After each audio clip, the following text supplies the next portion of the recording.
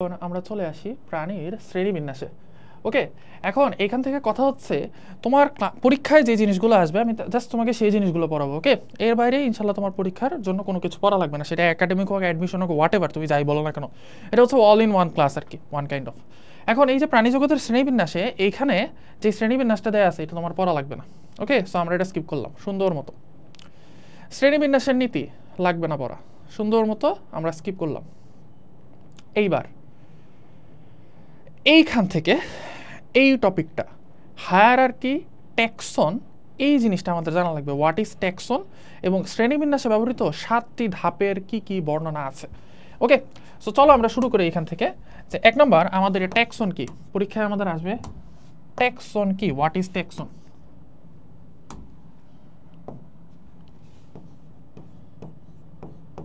ট্যাক্সন, এই ট্যাক্সন যদি বুঝতে যাই আগে আমাদেরকে শ্রেণীবিন্যাসের 7টা ধাপ বুঝতে হবে। ওকে, এখন দেখো তুমি বাংলাদেশের ক্ষেত্রে খেয়াল করো, বাংলাদেশের সবচেয়ে বড় ধাপটা কি, পুরো দেশটাই হচ্ছে একটা স্টেপ। ওকে, পুরো বাংলাদেশটা মিলে হচ্ছে একটা দেশ। এবার বাংলাদেশকে বেশ কয়েকটা বিভাগে ভাগ করা হয়েছে না, ঢাকা, চট্টগ্রাম, রাজশাহী, খুলনা, সিলেট, এইসব। সো দেশের পরবর্তী ভাগটা হচ্ছে বিভাগ। দেন বিভাগকে আবার কিছু অংশে ভাগ করা হয়েছে, সেটা কি জেলা।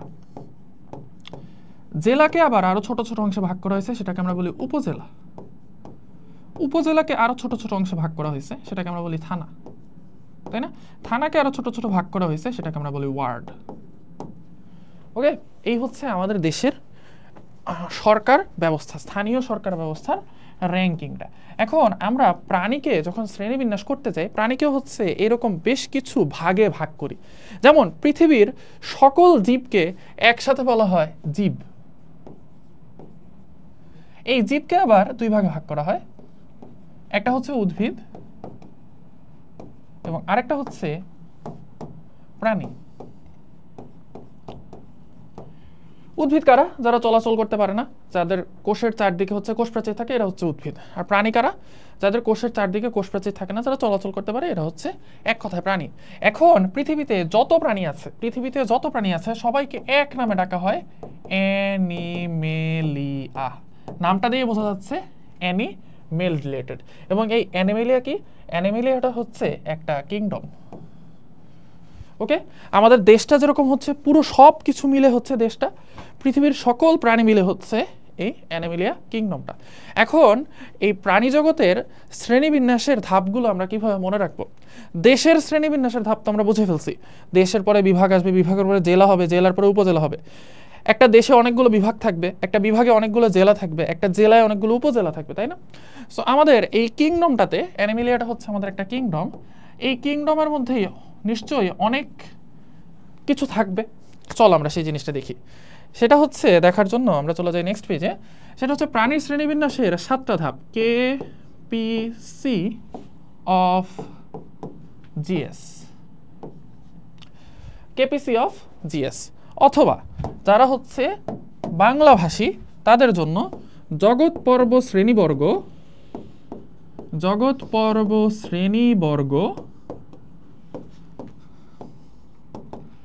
গোত্র গণ প্রজাতি,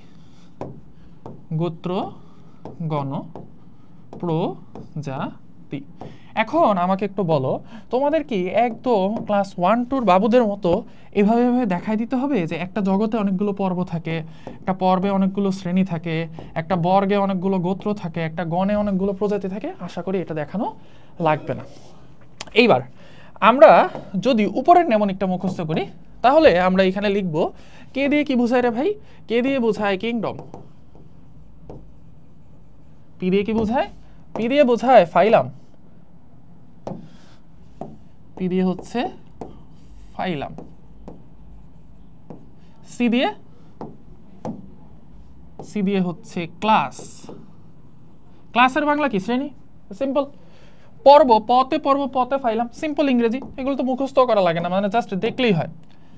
ওতে হচ্ছে অর্ডার, হ্যাঁ এইটা কিন্তু মুখস্থ করা লাগবে, কারণ অর্ডারের বাংলা হচ্ছে বর্গ। জগৎ পর্ব শ্রেণীবর্গ গোত্র ইংরেজি হচ্ছে ফ্যামিলি, FA ফ্যামিলি। দেন গণ, জিতে গণ, জিতে জেনাস, আর এস দিয়ে হচ্ছে স্পিসিস। তোমাদেরকে কিন্তু প্রজাতির সংখ্যা আমি গত ক্লাসে বলে দিয়েছি, তাই না? সো আমি আর স্পিসিসের সংখ্যাটা দিলাম না। স্পিসিস কারা? যখন একটা মেল আর ফিমেল মিলে যৌন প্রজননের মাধ্যমে উর্বর সন্তান তৈরি করতে পারবে, তখন তাদেরকে বলা হবে একই প্রজাতি, তাই না? আচ্ছা, এখন এই কেপিসি অফ জিএস বা জগৎ পর্ব শ্রেণীবর্গ গোত্রগণ প্রজাতি, আমি সত্যি কথা বলতে আমি কিন্তু এটা মুখস্থ করছি। দেখো, আমরা অনেকেই হচ্ছে নেমনিক জিনিসটা আসলে ইউজ করতে পারি না। এখন একটা জিনিস খেয়াল করো, তুমি যখন কোনো একটা যুদ্ধে যাও, তখন যুদ্ধে তুমি কি শুধু ধরো, যে কোনো যুদ্ধেই দুই ধরনের বাহিনী থাকে, একটা হচ্ছে তীরন্দাজ বাহিনী, আরেকটা হচ্ছে পদাতিক বাহিনী, মানে যারা পায়ে হেঁটে যুদ্ধ করে, আরেকটা হচ্ছে যারা তীর ছুঁড়ে যুদ্ধ করে। এটা হচ্ছে আগেকার দিনের ছিল। সো এখন ধরো যুদ্ধক্ষেত্রে দুইটা বাহিনী হয়ে গেছে, একটা হচ্ছে বিমান বাহিনী, যারা বিমানের সাহায্যে উড়ে গিয়ে বোমা ফেলায়, আরেকটা হচ্ছে তোমার নর্মাল পদাতিক সেনাবাহিনী যেটা আমরা বলি। হ্যাঁ, এখন ধরো কোনো একটা দেশের যদি অনেক স্ট্রং বিমান বাহিনী থাকে, মানে তার সেনাবাহিনী একটাও নেই, তার খালি বিমান বাহিনী, তাহলে তোমার কি মনে হয় ওই দেশটা সামরিক শক্তিতে অনেক শক্তিশালী? না। কারণ হচ্ছে তুমি যদি কোনো একটা রাষ্ট্র দখল করতে যাও, তাহলে তোমাকে একটা নির্দিষ্ট সংখ্যক পদাতিক বাহিনী রাখতে হবে, যারা গিয়ে তোমার রাষ্ট্রের মূল ভবনগুলো দখলে নেবে। হ্যাঁ, ফিজিক্যালি তারা ওইখানে উপস্থিত, বিমান তো হচ্ছে উপর দিয়ে উড়ে চলে যাবে, তাই না? বাট ফিজিক্যালি তোমার উপস্থিতি জানান দেওয়ার জন্য তোমার কি লাগবে? একটা নির্দিষ্ট সংখ্যক সেনাবাহিনী লাগবে। আবার তোমার যদি এরকম হয় যে তোমার কোনোই বিমান বাহিনী নেই, তোমার শুধু সেনাবাহিনী, তাহলে কি হবে? তোমার অপোনেন্টের যে বিমান বাহিনী আছে, সেই বিমান বাহিনী এসে কি করবে? সুন্দর মতো আকাশ থেকে বোমা ফেলে তোমার সেনাবাহিনীর অবস্থা খারাপ করে দেবে, তাই না? সো আমাদের কি দরকার? বিমান বাহিনী এবং সেনাবাহিনী দুইটারই একটা ব্যালেন্স দরকার। এখন আমরা নেমোনিক, হ্যাঁ, নেমোনিক বানানটাও কিন্তু আমাদের ইম্পর্টেন্ট একটা বানান, নেমোনিক, মানে এমটাকে এখানে পাত্তা দেওয়া হয় না আর কি। আচ্ছা, নেমোনিক মানে বিভিন্ন ছন্দ, যেটার সাহায্যে আমরা কোনো কিছু মনে রাখার ট্রাই করি। সো আমরা কি করি? নেমোনিক এমনভাবে পড়া শুরু করি, মানে সব কিছুতেই নেমোনিক লাগাইতে থাকি। সব কিছুতেই নেমোনিক লাগানোর ফলে কি হয়? পরীক্ষার হলে গিয়ে আমরা অ্যাকচুয়ালি ভুলে যাই যে এই নেমোনিকটা আসলে আমি কিসের জন্য বানাইছিলাম, এটা দিয়ে কি মনে রাখে। কেপিসি অফ জিএস, এটা দিয়ে আসলে মনে রাখেটা কি? জিএস মানে কি জেনারেল সেক্রেটারি নাকি? সো এই জিনিসটার জন্যই আমি বলবো যে কিছু কিছু জিনিস একদম র ওয়েতে মুখস্থ করবা, RAW, র মানে কাঁচা অবস্থায় মুখস্থ করবা। যেমন এই যে এটা জগৎ পর্ব শ্রেণীবর্গ গোত্রগণ প্রজাতি, একদম হুবহু এভাবেই মুখস্থ করবা, তাহলে তোমার পরীক্ষায় কি হবে? এটাই তোমার নেমোনিক। পরীক্ষার হলে তোমার কি করতে হবে না, আর চিন্তাই করা লাগবে না। তোমার জাস্ট জগৎ কথাটা তোমার মাথায় আসলেই এক টান দিয়ে তোমার চলে আসবে জগৎ পর্ব শ্রেণীবর্গ গোত্রগণ প্রজাতি। নেমোনিকের কাজই হচ্ছে এটা, তুমি জাস্ট একটা ওয়ার্ড টান দিবা, তোমার ব্রেন থেকে পুরো লাইনটা চলে আসবে, জগৎ পর্ব শ্রেণীবর্গ গোত্রগণ প্রজাতি। ওকে, ফাইন, তাহলে আমরা এটা বুঝে ফেলছি। এখন আমাদের এই জিনিসটার কাজটা আসলে কি? এই জিনিসটার কাজটা হচ্ছে, তোমাদের এইখান থেকে খুব বেশি কিছু জানা লাগবে না। তোমাদের এইখানে দেখো সুন্দর করে বলছে, শ্রেণীবিন্যাসে ব্যবহৃত 7টি আবশ্যিক ধাপের বর্ণনা নিম্নরূপ। এখানে প্রজাতির ব্যাখ্যা দিছে, জেনাসের ব্যাখ্যা দিছে, অর্ডার ব্যাখ্যা, মানে 7টা ধাপের ব্যাখ্যা দিছে। এখন তোমাদের এইখান থেকে যেটা জানা লাগবে সেটা হচ্ছে 3টা ধাপের বৈশিষ্ট্য তোমাদেরকে জানা লাগবে। একটা হচ্ছে প্রজাতি হচ্ছে শ্রেণীবিন্যাসের মূল ভিত্তি বা একক। এই যে দেখো, এই যে শ্রেণীবিন্যাসের মূল ভিত্তি বা একক হচ্ছে প্রজাতি। সো আমাদেরকে এখান থেকে কি মনে রাখতে হবে? আমাদেরকে এইখান থেকে হচ্ছে এই প্রজাতিটা কই, এই যে প্রজাতি থেকে আমাদের মনে রাখার ইনফরমেশন হচ্ছে এটা হচ্ছে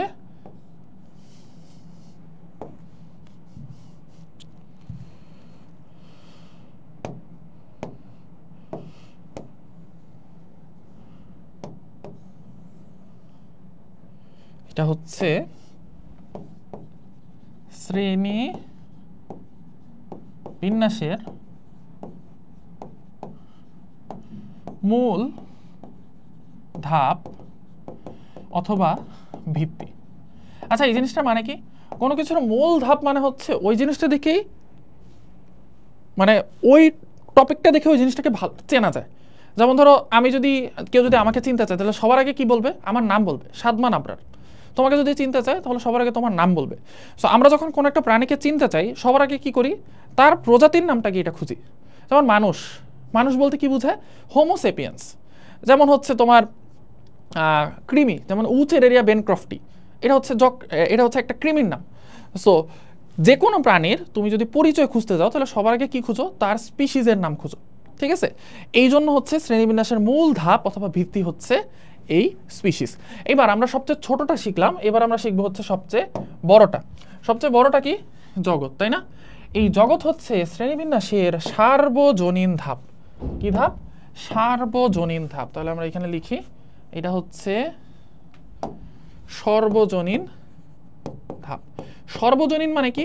এর মধ্যে সবাই ইনক্লুডেড। পৃথিবীতে যত প্রাণী আছে সবাই এর মধ্যে ইনক্লুডেড। কেন এটাকে সর্বজনীন বলা হচ্ছে? কারণ কমন সেন্স, পৃথিবীর সকল প্রাণীকে কোথায় থাকে? জগতের মধ্যে থাকে। এই জন্য জগৎটা হচ্ছে সর্বজনীন ধাপ। ঠিক আছে? আচ্ছা, এরপরে আরেকটা ধাপ আমাদের মনে রাখতে হবে, সেটা হচ্ছে পর্ব। পর্ব এটাকে বলা হয় শ্রেণীবিন্যাসের সর্বোচ্চ স্তর। কি? এটাকে বলা হয় শ্রেণীবিন্যাসের সর্বোচ্চ স্তর। এটা হচ্ছে শ্রেণীবিন্যাসের সর্বোচ্চ স্তর। এই তিনটা ওয়ার্ড তোমার এমসিকিউর জন্য আসবে। এখন কেন শ্রেণীবিন্যাসের সর্বোচ্চ স্তর এটাকে বলা হয়? দেখো, জগৎ কিন্তু অ্যাকচুয়ালি তুমি যদি বলো যে কোনো একটা তুমি প্রাণী দেখলা, দেখে বললা আরে এটা তো অ্যানিমেলিয়া জগতের প্রাণী, দ্যাট ডাজেন্ট মিন এনিথিং। কারণ এটা প্রাণী মানেই অবশ্যই এটা অ্যানিমেলিয়া জগতেরই। সো জগৎটা এত ভাস্ট, এটা দিয়ে অ্যাকচুয়ালি কোনো শ্রেণীবিন্যাস হয় না। সো আমরা যদি একদম মাইনর লেভেলের একটা শ্রেণীবিন্যাস করতে চাই, কোনো একটা প্রাণীকে যদি খুব সামান্য পরিমাণে চিনতে চাই, প্রজাতি দিয়ে কি আমরা কি বুঝি? একদম এক্স্যাক্টলি ওই প্রাণীটাকে বুঝতে পারি। আর ধরো কোনো একটা প্রাণী নতুন আবিষ্কার হয়েছে, সো আমি এই প্রাণীটাকে ঠিকমতো চিনতেছি না, আমি সামান্য একটু চিনতে চাই, তখন আমি কি করি? এই প্রাণীটার পর্ব খুঁজে বের করি। এই জন্য পর্বকে বলা হচ্ছে সর্বোচ্চ স্তর। ঠিক আছে? তার মানে পর্ব পর্যন্তই আমরা কি করতে পারি? সর্বোচ্চ তাকে প্রাণীকে ভাগ করতে পারি। ঠিক আছে? এই জন্য পর্বকে বলা হচ্ছে শ্রেণীবিন্যাসের সর্বোচ্চ স্তর। ঠিক আছে? আমার এই বকবক যদি না বোঝো, তাহলে এখানে সুন্দর মতো 3টা পয়েন্ট লেখা আছে, এই 3টা পয়েন্ট ঝাড়া মুখস্থ, বাস। পরীক্ষার হলে তোমার জিজ্ঞেস করতে আসবে না তুমি মুখস্থ করে লিখছো নাকি হচ্ছে বুঝে লিখছো। ঠিক আছে? আর এই জিনিস বুঝারও মানে কোনো দরকারও নাই অ্যাকচুয়ালি। বাট জিনিসটা হচ্ছে, আমি যদি ক্লাসের সামনে এসে চুপচাপ বোর্ডের মধ্যে এই জিনিসগুলো লিখে দিই, তাহলে বলবা যে আরে ভাই এটা তো আমি বাসায়ই পারি, তাই না? বাসায় পড়ার ক্লাস করার মধ্যে পার্থক্য হচ্ছে এই যে দেখো, আমি যদি এই ক্লাসের মধ্যে তোমাকে এটা না বলে দিতাম যে দেখো ভাই এখানে এই যে শ্রেণীবিন্যাসের যেই অনেকগুলো প্রত্যেকটা ধাপের যে বর্ণনা দিছে, এই বর্ণনাগুলো সবগুলো তোমার পড়া লাগবে না, তোমার জাস্ট 3টা পয়েন্ট মনে রাখা লাগবে। প্রজাতির বিশেষ বৈশিষ্ট্য কি বা বিশেষ নাম কি, পর্বের বিশেষ নাম কি, আর হচ্ছে জগতের বিশেষ নাম কি। তাহলে কিন্তু তোমার জাস্ট 3টা পয়েন্ট পড়লেই হচ্ছে এই পুরো পৃষ্ঠাটা পড়া হয়ে যাচ্ছে। ঠিক আছে? এইটাই হচ্ছে বাসায় পড়া, নিজে পড়া আর ক্লাস করার মধ্যে পার্থক্য। তুমি যদি কোথাও গিয়ে ক্লাস করতে গিয়ে দেখো যে তুমি বাসায় মানে স্যার বা ভাইয়া ক্লাসে যেটা পড়াচ্ছে এটা তুমি অ্যাকচুয়ালি বাসায়ই পড়তে পারো, তাহলে তোমার ওই ক্লাসে যাওয়ার কোনো দরকার নেই, ওটা হচ্ছে তোমার জন্য টাইম ওয়েস্ট। ঠিক আছে? তুমি কোনো একটা ক্লাস তোমার করা উচিত কি উচিত না, এটা কীভাবে বুঝবা? এটা বোঝার ওয়ে হচ্ছে তুমি বইটা খুলবা, তোমার যে পাঠ্য বই আছে সেই পাঠ্য বই তুমি নিজে পড়ার চেষ্টা করবা।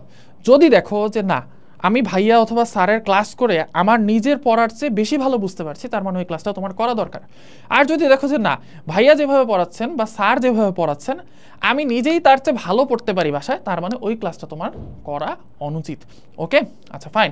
এবার আসলে হচ্ছে দ্বিপদ নামকরণ। এটা একদম আমরা বাচ্চাকাল থেকে শিখে আসছি, এখানে আমরা টাইম ওয়েস্ট করবো না। দ্বিপদ নামকরণ পদ্ধতির জনক হচ্ছে ক্যারোলাস লিনিয়াস। পৃথিবীতে যত বৈজ্ঞানিক নাম আছে তার ম্যাক্সিমামই হচ্ছে ক্যারোলাস লিনিয়াসের দেয়া। তার পরবর্তীতে নতুন নতুন উনি মারা যাওয়ার পরে হচ্ছে যেসব নতুন জীব আবিষ্কার হয়েছে এগুলো অন্যান্য বিজ্ঞানীরা নাম দিয়েছে, বাট ওনার জীবিতকালে ম্যাক্সিমাম প্রাণীর নামই হচ্ছে উনি দিয়েছেন। এখন আমাদের এইখানে দ্বিপদ নামকরণের বেশ কিছু নিয়মাবলী আছে। এই নিয়মাবলীগুলো না আমরা জাস্ট উদাহরণের সাহায্যে শিখে ফেলতে পারি, আমরা খুব বেশি টাইম নিব না এখানে। প্রথমে দেখো মানুষের নাম দিয়ে শুরু করি। হ্যাঁ, নিজেদের নামটা দিয়ে শুরু করি। আমাদের নিজেদের নাম কি? হোমো সেপিয়েন্স, তাই না? এইবার এই জায়গায় একটু ভালো করে খেয়াল করো তো, আমি নিয়মাবলীগুলো একবারে বলে যাব। দেখো আমি নামটা লেখার সময় আমি এই যে নিচে দাগ দিলাম, তাহলে বৈজ্ঞানিক নামের নিচে কি করতে হয়? যদি আমরা হাতে বৈজ্ঞানিক নাম লিখি তাহলে নিচে দাগ দিতে হয়, এবং বৈজ্ঞানিক নামের 2টা অংশ হয়, তাহলে এটা বুঝে ফেললাম। তাহলে 1 নম্বর বৈশিষ্ট্য, বৈজ্ঞানিক নামের নিচে আন্ডারলাইন করতে হয়। 2 নম্বর বৈশিষ্ট্য হচ্ছে বৈজ্ঞানিক নাম 2 অংশ হয়। ওকে? এখন আসি যে বৈজ্ঞানিক নামের 2টা অংশ কি কি। বৈজ্ঞানিক নামের 2টা অংশ হচ্ছে, একটা হচ্ছে গণ আর একটা হচ্ছে প্রজাতি। সিরিয়ালে তো তাই হওয়ার কথা, তাই না? সিরিয়ালে তাই হওয়ার কথা কিনা ভাইয়া? এই দেখো জগৎ, পর্ব, শ্রেণীবর্গ, গোত্র, গণ, প্রজাতি। প্রজাতির বামে হচ্ছে গণ, সো নামের মধ্যেও কি থাকবে? নামের মধ্যে হচ্ছে গণ বামে থাকবে, প্রজাতি ডানে থাকবে, কমন। আচ্ছা, এখন খেয়াল করে দেখো, যে কোনো ইংলিশ ওয়ার্ডে তোমরা অ্যাডজেক্টিভ আর নাউন এই জিনিসটা বুঝছো? অ্যাডজেক্টিভ আর নাউন এই জিনিসটা বোঝো? বলো তো, তোমাদের ইংলিশ এর জ্ঞান আজকে যাচাই হয়ে যাবে। Adjective plus noun. যে কোনো সেন্টেন্সে নাউনের আগে নর্মালি অ্যাডজেক্টিভ থাকে। যেমন ধরো I am a good boy. Good boy, হ্যাঁ গার্লা মাইন্ড করো না, গুড বয়, যেহেতু আমি বয় তাই বয় লিখলাম। এখন খেয়াল করে এখানে দেখো যে নাউন কাকে বলে, কে বা কি দ্বারা কোশ্চেন করলে আমরা যদি কোনো ওয়ার্ডের আনসার পাই তাহলে সেটাকে নাউন বলে। তাহলে এইখানে বয় কি, বয় হচ্ছে নাউন, তাই না? এই নাউনটাকে বিশেষায়িত করছে কে, গুড ওয়ার্ডটা, তাই না? তাহলে নাউনকে যে বিশেষায়িত করে বা নাউনের গুণাবলী যে বর্ণনা করে তাকে কি বলা হয়, তাকে বলা হয় হচ্ছে অ্যাডজেক্টিভ। তাহলে এইটা হচ্ছে অ্যাডজেক্টিভ। এরকম যে কোনো সেন্টেন্সে তুমি যদি অ্যাডজেক্টিভ আর নাউন দেখো তাহলে দেখবা যে নাউনের আগে নর্মালি বসে কি অ্যাডজেক্টিভ। এখন আমাকে একটু বলো তো যে আমরা যে বৈজ্ঞানিক নামগুলো লিখি, এই বৈজ্ঞানিক নামগুলো অ্যাকচুয়ালি আমরা কোন ভাষায় লিখি বলো তো? এই যে এখানে লেখা আছে, এখানে কোথায় লেখা আছে, এই যে ল্যাটিন ভাষায় লিখি আমরা বৈজ্ঞানিক নাম, হ্যাঁ ল্যাটিন ভাষায়। এখন ঘটনা হচ্ছে ল্যাটিন ভাষা আর ইংরেজি ভাষা এটা কিন্তু দুই জনগোষ্ঠীর ভাষা। ওকে, সো ইংরেজি ভাষা আর ল্যাটিন ভাষার মধ্যে সম্পর্ক হচ্ছে একটা উল্টা। ইংরেজি ভাষায় আমরা কি করি, অ্যাডজেক্টিভটা নাউনের আগে লিখি, আর ল্যাটিন ভাষায় হচ্ছে অ্যাডজেক্টিভটা নাউনের পরে লেখে। ওকে, ইংল্যান্ডের সাথে যেমন ধরো আমরা রাস্তার কোন দিক দিয়ে গাড়ি চালাই, আমরা রাস্তার বাম দিক দিয়ে গাড়ি চালাই, তাই না? বাট জার্মানি এবং ফ্রান্স ওরা কিন্তু রাস্তার ডান দিক দিয়ে গাড়ি চালায়। কেন? এটা হচ্ছে ঘাউরামি। ঠিক আছে, ইংল্যান্ড যেটা করছে আমরা ওটার উল্টাটা করবো। তোমরা জানো যে জার্মানি এবং ফ্রান্স ওরা ক্রিকেট কেন খেলে না? কারণ ইংল্যান্ড যেহেতু ক্রিকেট খেলা আবিষ্কার করছে, ওরা বলছে যে আমরা ইংল্যান্ডের উল্টা কিছু আবিষ্কার করবো, এই জন্য ওরা ফুটবল আবিষ্কার করছে। ওকে, আবিষ্কার করে মানে ওরা ওদের দেশে ফুটবল জনপ্রিয় হয়েছে। ওকে, দেখো পাশাপাশি দুইটা দেশ, সো ইংলিশ আর ল্যাটিন এটা হচ্ছে দুইটা দেশের ল্যাঙ্গুয়েজ। এই জন্য ইংলিশে যেহেতু নাউনের আগে অ্যাডজেক্টিভ বসে, ল্যাটিনরা বলছে যে আমরা ইংলিশকে কেন ফলো করবো, আমরা নাউনের পরে অ্যাডজেক্টিভ বসাবো। সো আমি এতক্ষণ বকবক করে যেটা বলতে চাচ্ছি সেটা হচ্ছে আমার নিজের এটা অনেক প্যাচ লেগে যেত।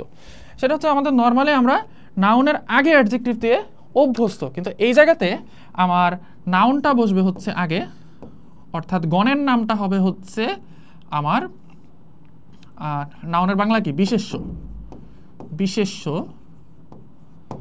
আর প্রজাতির বাংলা হবে, প্রজাতির নামটা হবে পার্টস অফ স্পিচ হিসেবে অ্যাডজেক্টিভ এবং এটার বাংলা হবে বিশেষণ। তাহলে আমরা কিন্তু এখানে দুইটা জিনিস শিখে ফেললাম। একটা হচ্ছে গণনামটা অ্যাকচুয়ালি প্রজাতি হয়, গণনামটা অ্যাকচুয়ালি নাউন হয় বা বিশেষ্য হয়, এবং প্রজাতি নামটা অ্যাকচুয়ালি কি হয়, বিশেষণ হয় বা অ্যাডজেক্টিভ হয়। তাহলে এইখানে আমরা শিখলাম নাউন প্লাস অ্যাডজেক্টিভ।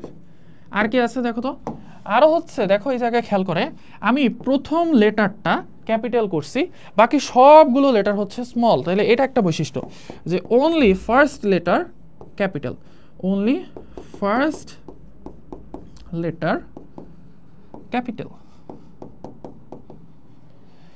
ওকে, আচ্ছা এবার আরও কিছু নিয়ম আছে। সেটা হচ্ছে আমি যদি এই নামটা কম্পিউটারে টাইপ করতাম বা বইয়ের মধ্যে লিখতাম তাহলে আমি ইটালিক অক্ষরে লিখতে পারতাম।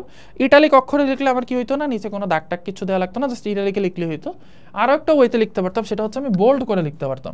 তাহলে আমি এভাবে লিখতে পারতাম, বোল্ড করে, বোল্ড করা মানে হচ্ছে মোটা করে লেখা, হ্যাঁ বৈজ্ঞানিক নামটা যাতে বোঝা যায় যে এটা বৈজ্ঞানিক নাম, এভাবে লেখা যায়। অথবা একদম ইটালিক লেখা যায়, যে হো মো, ইটালিক মানে হচ্ছে এরকম বাঁকা লেখা। ঠিক আছে, তাহলে বৈজ্ঞানিক নাম যদি এই দুইভাবে লিখি তাহলে আমার কি করতে হবে না, নিচে দাগ দিতে হবে না। ওকে, আচ্ছা আমাদের কিন্তু এখানে 5-6টা বৈশিষ্ট্য হয়ে গেছে। এইবার আর নিচে কি কি আছে বলি। নিচে হচ্ছে এই জায়গায় একটা কথা বলছে, সেটা হচ্ছে ICZN এ নির্দেশিত দ্বিপদ নামের প্রকাশনা থাকতে হবে, অর্থাৎ international code of zoological nomenclature. ICZN এর মানে কি, ICZN international code on zoological, এটা পরীক্ষা আসে মাঝে মাঝে, নোমেনক্লেচার, নোমেনক্লেচার। দেখো নামটা নতে নোমেনক্লেচার, নতে নাম, জুওলজিক্যাল মানে হচ্ছে জীব সম্পর্কিত। ওকে, জুওলজি মানে হচ্ছে প্রাণী সম্পর্কিত, প্রাণী সম্পর্কিত। আর ইন্টারন্যাশনাল মানে আন্তর্জাতিক, কোড মানে হচ্ছে নিয়ম। তুমি যে কোনো বৈজ্ঞানিক নাম দিতে হলে তোমাকে কি করতে হবে, ICZN এর রুলস ফলো করতে হবে। নেক্সটে প্রতিনাম বা সমনামের ক্ষেত্রে অগ্রাধিকার আইন অবশ্যই পালন করতে হবে, এটাতে আমরা আসতেছি। টটোনিম, এই জিনিসটা আমাদের জানতে হবে। নামটা কি বলছে দেখো, তুমি নামের মধ্যে কাম খুঁজে পাবা, টটোনিম। এই নিম মানে হচ্ছে নাম, ঠিক আছে, নিম মানে হচ্ছে নাম। আর টটো দুইটাই কি ট না, একই লেটার, তার মানে হচ্ছে টটো মানে হচ্ছে সম অথবা সেম নাম। তার মানে যেমন আমাদের কাতলা মাছ আছে, আমরা কাতলা মাছ খাই, মজার ব্যাপার জানো, ইউএসএতে কিন্তু কার্প জাতীয় মাছ খায় না, কারণ এখানে অনেক কাঁটা থাকে। আমরা কিন্তু আবার এই কার্প জাতীয় মাছই 200, 250, 500, নদীর যদি রুই মাছ হয় তাহলে আমরা 1000 টাকা কেজি দিয়েও কিনি। বাট মজার ব্যাপার, আমি দেখলাম একদিন যে আমেরিকাতে শত শত কার্প জাতীয় মাছ হচ্ছে ওরা মেরে ফেলতেছে, ঠিক আছে, বিষ দিয়ে মেরে ফেলতেছে। কারণ এই কার্প হচ্ছে একটা ইনভেসিভ স্পিসিস। ইনভেসিভ স্পিসিস কি তোমাদেরকে গতকালকে আমি পড়াইছি গত ক্লাসে, যে বাস্তুতান্ত্রিক যে বৈচিত্র্য আছে, নিউজিল্যান্ড কি করে ওদের বাস্তুতান্ত্রিক বৈচিত্র্যটা ঠিক রাখার জন্য, বাস্তুতন্ত্রকে বাস্তুতন্ত্র নিউজিল্যান্ডের মধ্যেই থাকলে বাস্তুতন্ত্রটা সুস্থ থাকবে। আমি যদি নিউজিল্যান্ডের বাস্তুতন্ত্রে চায়না থেকে একটা বাদুর এনে ছেড়ে দেই, তাহলে দেখা যাবে নিউজিল্যান্ডের বাস্তুতন্ত্র ধ্বংস হয়ে গেছে, কারণ চায়নার বাদুরের সাথে নিউজিল্যান্ডের বাস্তুতন্ত্রের কোনো সম্পর্কই নেই। আবার আমি যদি নিউজিল্যান্ডের একটা প্রাণীকে এনে চায়নাতে এনে ছেড়ে দিই, তাহলে দেখো চায়নার জীববৈচিত্র্য পুরো ধ্বংস হয়ে গেছে। কারণ প্রত্যেকটা বাস্তুতন্ত্র নিজস্ব স্বকীয়তা আছে একটা, প্রত্যেকটা বাস্তুতন্ত্র নিজে একটা নিয়ম ঠিক করে নেয় যে সে কিভাবে খাদ্য গ্রহণ করবে, কিভাবে হচ্ছে বিয়োজন হবে, খাদ্য ঘুরবে। এর মধ্যে যদি তুমি নতুন কোনো প্রাণীকে নিয়ে আসো, তাহলে বাস্তুতন্ত্রটা কি হয়ে যেতে পারে, ধ্বংস হয়ে যেতে পারে। ওকে, সো ইনভেসিভ স্পিসিস নিয়ে যেটা বলতেছিলাম, এই যে এই কার্প জাতীয় মাছ, রুই, কাতলা, মৃগেল, নলা, এই মাছগুলো হচ্ছে আমেরিকাতে পাওয়া যেত না। মানে আমেরিকার মধ্যে যেসব জীবরা বাস করতো ওরা এই কার্প জাতীয় মাছের সাথে পরিচিত না। সো কার্প জাতীয় মাছ যদি কখনো আমেরিকায় আসে, তাহলে কার্প জাতীয় মাছকে কিভাবে কন্ট্রোল করতে হবে এইটা আমেরিকার প্রকৃতি জানতো না। এটা হচ্ছে প্রবলেম। এখন কেউ একজন ধরো ওই যে মাছ পালে না অনেকে অ্যাকুরিয়ামে, গোল্ড ফিশ, এগুলো কিন্তু কার্প জাতীয় মাছ। সো তারা কি করছে, ধরো কোনো গোল্ড ফিশ অথবা এরকম কেউ কাতলা টাতলা, মানুষের অনেক ধরনের শখ থাকতে পারে, কেউ কাতলাও পালতে পারে অ্যাকুরিয়ামে, কেউ তো মানা করার নেই। সো এগুলি পালতে গিয়ে কি করছে, যখন মাছটা বড় হয়েছে তখন নদীতে ছেড়ে দিছে। এখন কার্প জাতীয় মাছগুলোর বৈশিষ্ট্য হচ্ছে এরা প্রচুর পরিমাণে ডিম ছাড়তে পারে, একবারে 5 থেকে 6 লক্ষ 50 লক্ষ পর্যন্ত ডিম ছাড়ে। এখন আমেরিকার নদী নালায় যেসব শিকারি মাছ আছে ওরা কিন্তু কার্প জীবনে দেখে নেই, এটা যে খাওয়া যায় এটাই ওরা জানে না। সো কার্পের যে ডিমগুলো আছে এগুলো কি করতে পারছে, কোনো বাধা ছাড়া হচ্ছে বড় হইতে পারছে। তার ফলে কি হয়ে গেছে, পুরো আমেরিকার নদ নদী নালা সব কার্প মাছে ভরে গেছে, এবং কার্প মাছ কি করতেছে, ওই নদী নালার যে পুষ্টি আছে ওটা পুরোটা খেয়ে ফেলতেছে, ফলে অন্য কোনো মাছ ওইখানে বাঁচতে পারতেছে না। এই জন্য ওরা কি করতেছে, ওরা হচ্ছে কার্প মাছ ইচ্ছা মতন ধরে মাটি চাপা দেয়। কি করবে, কারণ খাওয়ার তো মানুষ নেই, এটা ওরা খাইতে পারে না, কাঁটা লাগে ওদের কাছে, আবার অনেকের কাছে গন্ধ লাগে, ঠিক আছে। ওকে, সো আমরা এখান থেকে কিন্তু এই যে বাস্তুতান্ত্রিক বৈচিত্র্যের একটা গুরুত্বপূর্ণ জিনিস শিখে ফেললাম। এখন আসো, এই কার্প জাতীয় মাছের কথা আসলো হচ্ছে কাতলা। আমাদের যে কাতলা মাছটা আছে না, এই কাতলা মাছের বৈজ্ঞানিক নামের দুইটা অংশই কিন্তু সেম, গণ এবং প্রজাতি দুইটাই সেম, এই জন্য এটাকে বলা হয় টটোনিম। দেখো দুইটাই একই লেটার, সুতরাং এটা দিয়ে বোঝায় যে তোমার ডানে বামে একই ওয়ার্ড আছে, ঠিক আছে। ওকে, এবার এখানে একটা ইম্পর্টেন্ট জিনিস, নামকরণের সময় যে প্রাণীকে নমুনা হিসেবে ব্যবহার করা হবে তাকে টাইপ স্পেসিমেন হিসেবে গবেষণাগারে সংরক্ষণ করতে হবে। ওয়ার্ডটা কি বলছে, ওয়ার্ডটা কিন্তু ইম্পর্টেন্ট। তুমি যদি পরীক্ষার হলে কিছু অ্যাটিপিক্যাল ওয়ার্ড লেখো, তাহলে হচ্ছে টিচারের মনোযোগ তোমার খাতার দিকে যাবে। ওকে, ওয়ার্ডটা কি, টাইপ স্পেসিমেন।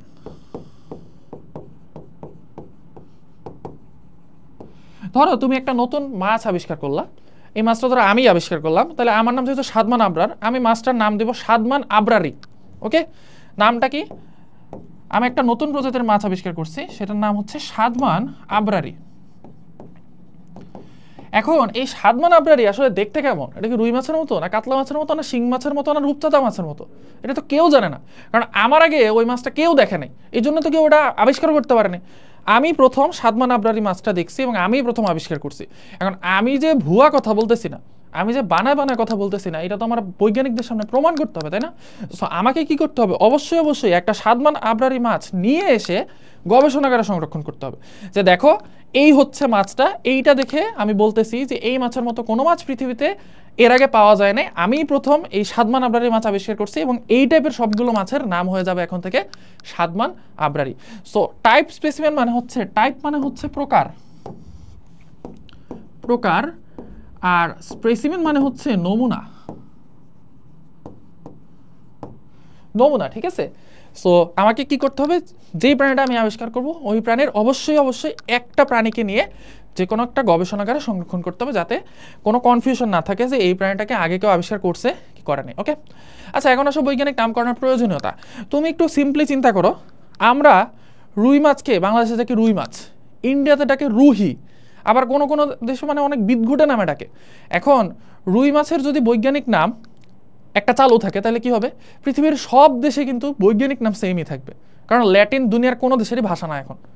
তাহলে কি থাকবে, পৃথিবীর সব দেশেই রুই মাছের একটাই নামে আমরা চিনব। কাতলা মাছ আমরা ডাকি কাতলা, ইংল্যান্ডে অন্য নামেও ডাকতে পারে, রাশিয়ায় অন্য নামে ডাকতে পারে, আমেরিকায় অন্য নামে ডাকতে পারে, ইন্ডিয়ায় অন্য নামে ডাকতে পারে। এই জন্য কনফিউশন ক্লিয়ার করার জন্য আমাদের কি লাগবে, যে কোনো একটা নির্দিষ্ট নাম লাগবে যেটাতে সবাই হচ্ছে কোন একটা প্রাণীকে চিনবে, সেই নামটাই হচ্ছে কি বৈজ্ঞানিক নাম। এইটাই হচ্ছে মেইন গুরুত্ব। এরপরে বাদ বাকি যেগুলো করছে না, এগুলো হচ্ছে সব চুইংগাম আমরা টেনে টেনে লম্বা করছে, আসল চুইংগাম ওইটুকুই। ওকে, আচ্ছা এইবার চলে আসো, এখানে বেশ কিছু আইন শিখাইছে। ওকে, একটা হচ্ছে অগ্রাধিকার আইন। অগ্রাধিকার আইন কি, নাম শুনেই বুঝতে পারছো, অগ্রে অধিকার, অগ্রে মানে আগে। আমি প্রথম সাদমান আবরারি মাছ আবিষ্কার করছি, এই জন্য হচ্ছে এই মাছটার নাম আমার নামটাই গৃহীত হবে, সাদমান আবরারি গৃহীত হবে। এখন আমার পরে ধরো হচ্ছে জুনায়েদ খান রায়ান ভাইয়া, তোমাদের হচ্ছে কেমিস্ট্রি টিচার আমাদের এসএস ফিউচার স্কুলের। সো রায়ান কি করলো, আমি একটা মাছ আবিষ্কার করার, আমি সাদমান আবরারি আবিষ্কার করার, সে হয়তো ধরো 5 বছর পরে সে আবার সেম প্রজাতির মাছটাই আবিষ্কার করছে। ঠিক আছে, সে খুঁজে পাইছে, সে তো মনে করতেছে যে আরে আমি তো প্রথম খুঁজে পাইছি, অথচ তার 5 বছর আগে কিন্তু আমি খুঁজে পেয়ে মাছের নামকরণ করে বসে আছি। এখন সে যদি তখন নাম দেয়, না এটার নাম হচ্ছে জুনায়েদ রাইয়ানি, তা দেখো সাদমান আবরারি মাছের নাম সে কি দিল, জুনায়েদ রাইয়ানি। এখন সে জুনায়েদ রাইয়ানি নিয়ে যখন হচ্ছে কোনো একটা বৈজ্ঞানিকের কাছে যাবে বা বৈজ্ঞানিক গবেষণাগারে যাবে, তখন গবেষণাগার থেকে বলা হবে যে ভাই আপনার 5 বছর আগে সাদমান আবরারি নামক একজন বিজ্ঞানী এই মাছটাই আবিষ্কার করে নাম দিয়ে গেছে সাদমান আবরারি, সুতরাং আমরা আপনার নামটা নিতে পারবো না, আমাদের এই মাছটার নাম সাদমান আবরারি রাখতে হবে। এটাই হচ্ছে অগ্রাধিকার। ওকে ফাইন, এইবার আসো হচ্ছে এখানে দুইটা নাম আছে, একটা হচ্ছে হোমোনিম আর একটা হচ্ছে সিনোনিম। ওকে, হোমোনিম সিনোনিম আমরা একটু পরে শিখবো, এখানে হচ্ছে দেয়া নাই, এটা যখন আসবে তখন আমরা শিখবো। ওকে, বইয়ের মধ্যে যেটা দেয়া নাই ওটার বাইরে আমি কোনো জিনিস তোমাদেরকে পড়াইতে চাচ্ছি না, কারণ বইয়ের জিনিসগুলো এমনি অনেক বিরক্তিকর, মানে এত পড়া বইয়ের মধ্যে কোনটা পড়ে কোনটা বাদ দিব এটা চিন্তা করতে করতে হচ্ছে অবস্থা কাহিল হয়ে যায়। এখন আসো আমাদের এই যে জগৎ, পর্ব, শ্রেণী, বর্গ, গোত্রগণ, প্রজাতি, আমরা যে বিশাল একটা হিস্ট্রি শিখলাম এখানে, হ্যাঁ, এর মধ্যে থেকে আমাদের কি জানতে হবে জানো, আমাদের জানতে হবে হচ্ছে এই যে এই পর্বের বৈশিষ্ট্য, এই পর্বের বৈশিষ্ট্য হচ্ছে আমাদের জানতে হবে। আমাদের মোটমাট 29টার মতো হচ্ছে পর্ব আছে বলে সায়েন্টিস্টরা বলছেন। মোটমাট কয়টার মতো পর্ব আছে, 29টা পর্ব, এটা হচ্ছে হিকম্যানের ক্লাসিফিকেশন মোস্ট প্রবাবলি। সো আমাদের এই 29টা মেজর পর্ব, আমাদের এই 29টা মেজর পর্ব, আমি কি ভুল বললাম, ওয়েট,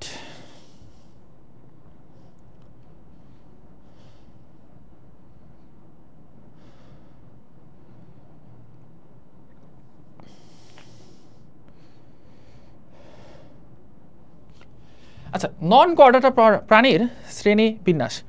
এখন আমরা তো হচ্ছে এতক্ষণ জগৎ, পর্ব, শ্রেণীবর্গ, গোত্রগণ, প্রজাতি, আমরা হচ্ছে শ্রেণীবিন্যাসের 7টা ধাপ শিখছি।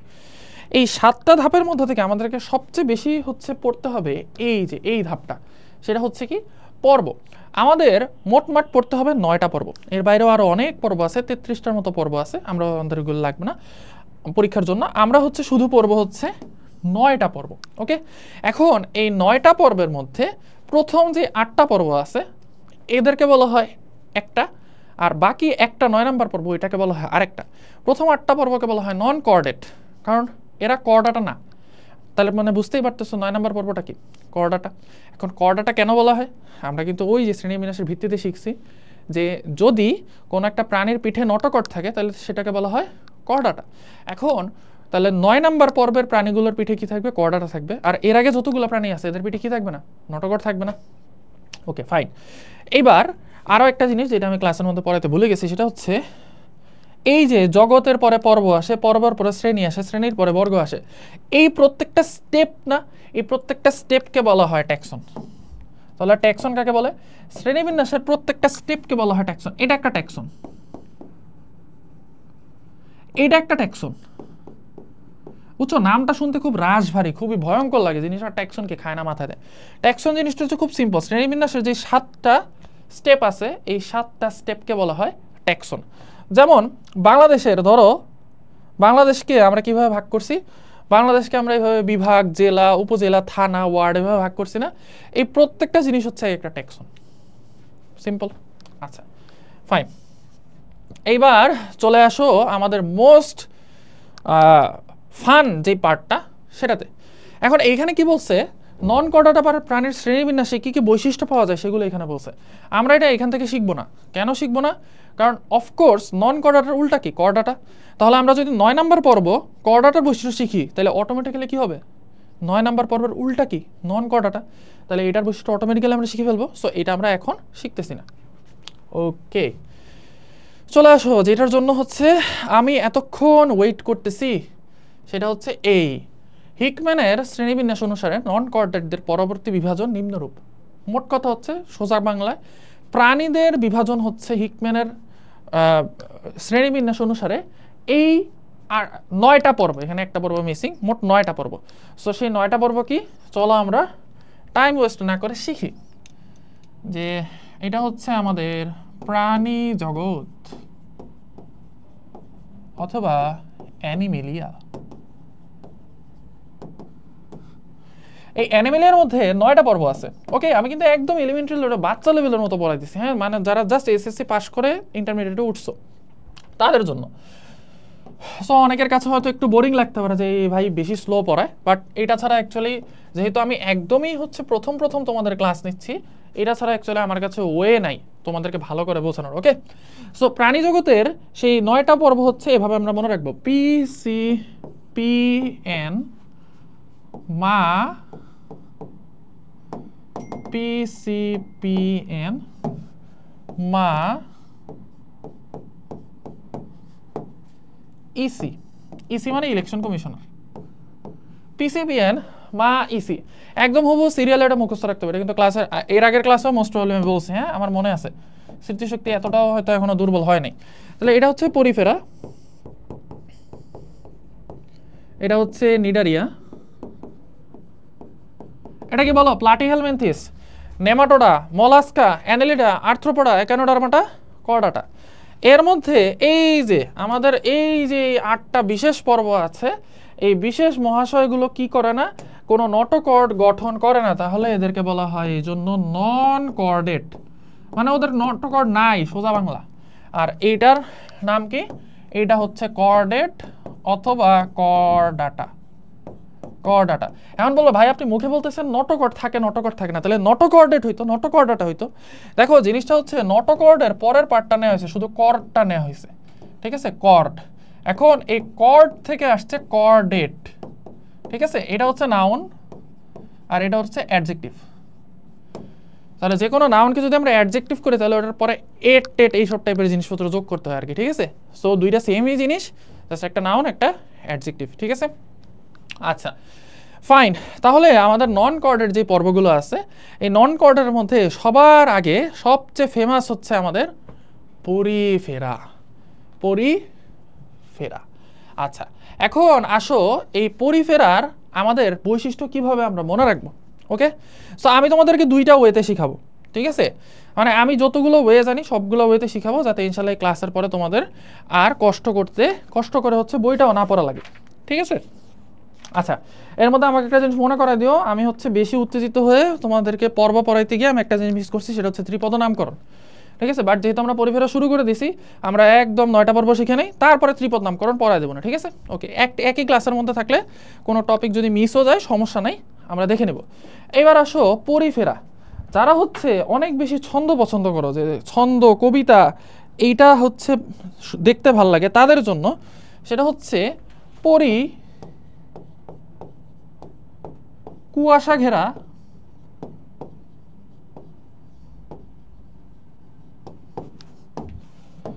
আসমানে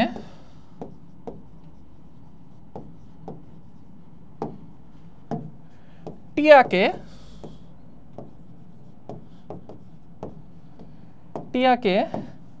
আস্ক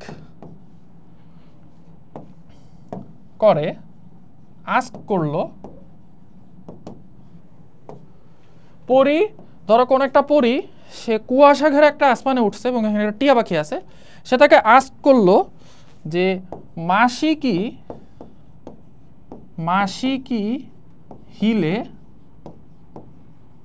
মাসি মানে হচ্ছে খালা, পরীর খালা আর কি, হিল মানে হচ্ছে পাহাড়, মাসি কি হিলে স্পঞ্জ ব্লাস্ট করতে পারেন? স্পঞ্জ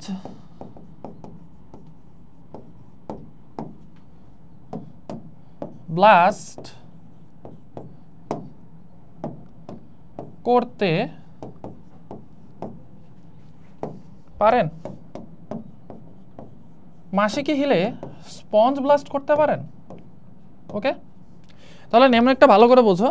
সেটা হচ্ছে পরি সে কুয়াশা ঘেরা আসমানে উঠে টিয়াকে আস্ক করছে, টিয়া মানে টিয়া পাখি, আর পরি মানে হচ্ছে ওই যে জিনপরির পরি, টিয়াকে আস্ক মানে জিজ্ঞেস করছে মাসি কি হিলে স্পঞ্জ ব্লাস্ট করতে পারেন? স্পঞ্জ হচ্ছে ওই যে আমরা থালা বাসন মাটি না, সো ওইটাকে ব্লাস্ট করতে পারে কিনা, মাসি হিলে ওঠে। ঠিক আছে, এখন এটা দিয়ে কি বোঝায় আমরা ডিম, সেটা হচ্ছে আমরা একটু পরে দেখতেছি। হ্যাঁ, আমরা পুরো পরিফেরাটাকে দেখি। চলে আসো, পরিফেরা প্রথমে কি বলা হয়েছে এটা সবাই বলে। পরিফেরার নামটা আসছে দুইটা অংশ থেকে, একটা হচ্ছে পরি আর একটা হচ্ছে ফেরা। কি অংশ থেকে, কি নাম থেকে? একটা হচ্ছে পোর আর একটা হচ্ছে ফেরাস, তাহলে পরিফেরা। দেখো এটা কিভাবে মনে রাখবা, কোনো মুখস্থ করা লাগবে না। মানে জুওলজি যে মুখস্থ করে সে হচ্ছে বোকা, মুখস্থ করতে হয় বোটানি। ঠিক আছে, জুওলজি হচ্ছে সব বুঝে পড়ার জিনিস। দেখো পরি, এই কথাটার নামটা আসছে হচ্ছে পোর থেকে। তোমার বায়োলজি জুওলজি পড়তে হলে ইংলিশের সেন্স ভালো থাকা লাগবে। তো পোর মানে হচ্ছে ছিদ্র, তার মানে এই পরি ওয়ার্ডটার মানে হচ্ছে ছিদ্র। আর ফেরা, দেখো ফেরা থেকে মনে রাখো যে ফেরিওয়ালা, ফেরিওয়ালা কি করে? জিনিসপত্র হ্যাচড়া হ্যাচড়া নেয় নাকি সে কাঁধে করে নিয়ে যায়? কাঁধে করে নিয়ে যায়, তার মানে ফেরিওয়ালা কি করে? জিনিসপত্র বহন করে। সো এই ফেরা মানে হচ্ছে বহনকারী, বহন করা। তার মানে পরিফেরা পর্বের প্রাণীগুলোকে কি বলা হবে? পরিফেরা পর্বের প্রাণীগুলোকে বলা হবে ছিদ্র বহনকারী প্রাণী। তার মানে এদের গায়ের মধ্যে কি থাকবে? অনেক ছিদ্র থাকবে। ঠিক আছে, এইবার আমরা পরিফেরা পর্বের বৈশিষ্ট্য একদম পুরোটা ইনশাআল্লাহ চিত্রের সাহায্যে শিখবো। অর্থাৎ তোমাকে যদি কেউ পরিফেরার বৈশিষ্ট্য বলতে বলে, আমার কিন্তু সত্যি যদি আমাকে জিজ্ঞেস করো, আমার কিন্তু পরিফেরার সব বৈশিষ্ট্য এখন নিজেরও মনে নেই। আমি কি করবো? চিত্রের সাহায্যে মনে করার চেষ্টা করবো। এই দেখো, পরিফেরা পর্বের বৈশিষ্ট্য লিখতে বলছে, তুমি প্রথমেই কি করবা? প্রথমেই তুমি একদম চোখ বন্ধ করে একটা পাথর রাখবা। এটা হচ্ছে একটা পাথর।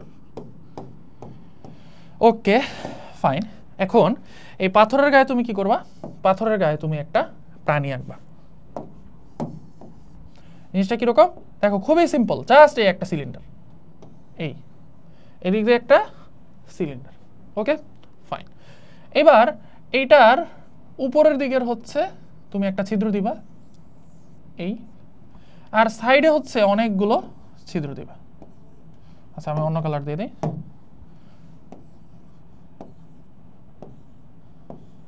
এই যে এই অনেকগুলো ছিদ্র দিবা। ওকে ফাইন, এবার এই ছিদ্রগুলো দিয়ে কি হবে? পানি ঢুকবে। এখন পানি ঢোকার জন্য তো একটা রাস্তার দরকার হবে, তার মানে নালীর দরকার হবে। সেই নালীগুলোই হয়ে যায়। দেখো ভাইয়া ছবিটা সুন্দর রাখলাম না বান্ধব রাখলাম তার চেয়ে ইম্পর্টেন্ট ভাইয়া ছবিটা কিভাবে আঁকতেছি। ঠিক আছে, সো ভাইয়া যেই টানগুলো দিয়ে ছবিটা আঁকতেছি তোমরা চেষ্টা করবা ওই টানগুলো দিয়ে ছবি আঁকার জন্য। কারণ অনেক সময় আমাদের হয় কি, আমরা দেখি যে স্যাররা কি সুন্দর সুন্দর ছবি এঁকে ফেলে বোর্ডের মধ্যে, আমরা যখন আঁকতে যাই তখন হয়ে যায় কাকের ঠ্যাং, বকের ঠ্যাং, ব্যাঙের ঠ্যাং, তাই না? সো এই জিনিসটা অ্যাভয়েড করার জন্য স্যার যখন ছবি আঁকে তখন সাথে সাথে ছবি না এঁকে স্যার কোন টানটা কোনটার পরে দিতেছে এইটা যদি আমরা ফলো করি তাহলে আমাদের ছবি আঁকাটা একটু ইজি হয়। ওকে, তাহলে এই নালীগুলো দিয়ে কি হবে? পানি ঢুকবে। এবার আমরা লজিকের খেলা শুরু করব। আমাদের প্রথম লজিক, আমরা একটা প্রাণীর বৈশিষ্ট্য নিয়ে পড়াশোনা করতেছি, তাই না? সো যে কোনো একটা প্রাণীর বৈশিষ্ট্য নিয়ে পড়াশোনা করার সময় আমরা কি ওই প্রাণীর বাচ্চা অংশটা নিয়ে পড়াশোনা করবো, মানে বাচ্চা অবস্থা নিয়ে পড়াশোনা করবো, নাকি তার পূর্ণাঙ্গ অবস্থা নিয়ে পড়াশোনা করবো? অবশ্যই পূর্ণাঙ্গ অবস্থা নিয়ে পড়াশোনা করবো, কারণ একটা বাচ্চা যখন মায়ের পেটে থাকে তখন তার সব কিছু ক্লিয়ারলি বোঝা যায়। তার চোখ কেমন, নাক কেমন, তার চেহারা কেমন হবে, তার গায়ের রং কেমন হবে, ক্লিয়ারলি কিন্তু বোঝা যায় না। বাট একটা মানুষ যখন 20-25 বছর বয়সী হয়ে যায়, অর্থাৎ অ্যাডাল্ট হয়ে যায়, তখন কিন্তু তার শরীরের সকল বৈশিষ্ট্য খুব ক্লিয়ারলি বোঝা যায়। সো কেউ যদি মানুষ নিয়ে গবেষণা করতে চায় তাকে সবার আগে কাকে নিয়ে গবেষণা করতে হবে? মানুষের অ্যাডাল্ট ফর্ম বা পরিণত ফর্ম নিয়ে। এখন তার মানে আমরা এইখানে এটা জিনিস ক্লিয়ার যে আমরা পরিফেরা পর্বের পরিণত প্রাণী নিয়ে কাজ করতেছি, এবং পরিণত প্রাণীটাকে আমরা কি করছি, পাথরের সাথে লাগাই দিছি। তুমি এতদিন পর্যন্ত গরু, ছাগল, ভেড়া, মুরগি যত কিছু আঁকছো, কোনো কিছুকে পাথরের সাথে আটকায় আঁকছো যে ওই প্রাণীটা আঁকার আগে আগে একটা পাথর আঁকেনি? আঁকো নাই, কারণ গরু, ছাগল, ভেড়া, মুরগি এগুলো কি করে হাঁটাচলা করতে পারে, এরা পাথরের সাথে আটকায় থাকে না। বাট এই প্রাণীটা আঁকার সময় যেহেতু আমি পাথর দিছি, তার মানে এই প্রাণীটা অবশ্যই নিশ্চল। কোন অবস্থাটা নিশ্চল? এই প্রাণীটার পূর্ণাঙ্গ অবস্থাটা নিশ্চল, কারণ আমি স্টাডি করতেছি কি পূর্ণাঙ্গ প্রাণী নিয়ে, আর পূর্ণাঙ্গ প্রাণীটা লাগা রাখছি কার সাথে, পাথরের সাথে। তাহলে এইখানে প্রথম বৈশিষ্ট্য পূর্ণাঙ্গ প্রাণী নিশ্চল। 1 নম্বর বৈশিষ্ট্য পূর্ণাঙ্গ অবস্থায় নিশ্চল। Okay fine. এখন এই জায়গাতে একটা কোশ্চেন আছে, কোশ্চেনটা হচ্ছে ভাই এটার নাম প্রাণী, প্রাণী মানে সে অফকোর্স চলতে পারতেই হবে, নাহলে সে প্রাণী হবে না, সে গাছ হয়ে যাবে। তাহলে এটা যেহেতু প্রাণী, এটা নিশ্চয়ই জীবনের কোনো না কোনো অবস্থায় চলে। আমি একটা কমন সেন্স খাটাও, এই প্রাণীটা পূর্ণাঙ্গ অবস্থায় নিশ্চল, তাহলে কোন অবস্থায় সে সচল থাকতে পারে? যখন সে বাচ্চা অবস্থায় আছে। এখন এই প্রাণীগুলোর বাচ্চা অবস্থাকে বলা হয় লার্ভা দশা, ঠিক আছে? তাহলে এইটা হচ্ছে লার্ভা অবস্থায় তারা হচ্ছে সচল। ওকে, লার্ভা অবস্থায় সচল। এখন আমরা এই লার্ভা দশাগুলোর নাম মনে রাখবো। কিভাবে মনে রাখবো? আমরা মনে রাখবো এই যে কিছুদিন আগে আমাদের পরিমণি, খুব বিখ্যাত একজন অ্যাক্ট্রেস, তাই না? তার সম্পর্কে নানান ধরনের নিউজ আবিষ্কার হয়েছে না, কিছু এই রিসেন্টলি মনে উনি গ্রেফতারও হয়েছে। সো পরিমণির কথাটা শুনলে আমাদের মনে কি চিন্তা আসে? লাভের চিন্তা আসে, তাই না? সো আমরা এখানে লার্ভা দশার নাম মনে রাখবো এইভাবে, যে পরি আপা লাভলি।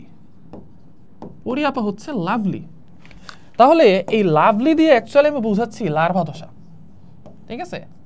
পরি দিয়ে বুঝাচ্ছি যে এই লার্ভা দশাটা অ্যাকচুয়ালি কার? লার্ভা দশাটা হচ্ছে পরিফেরার।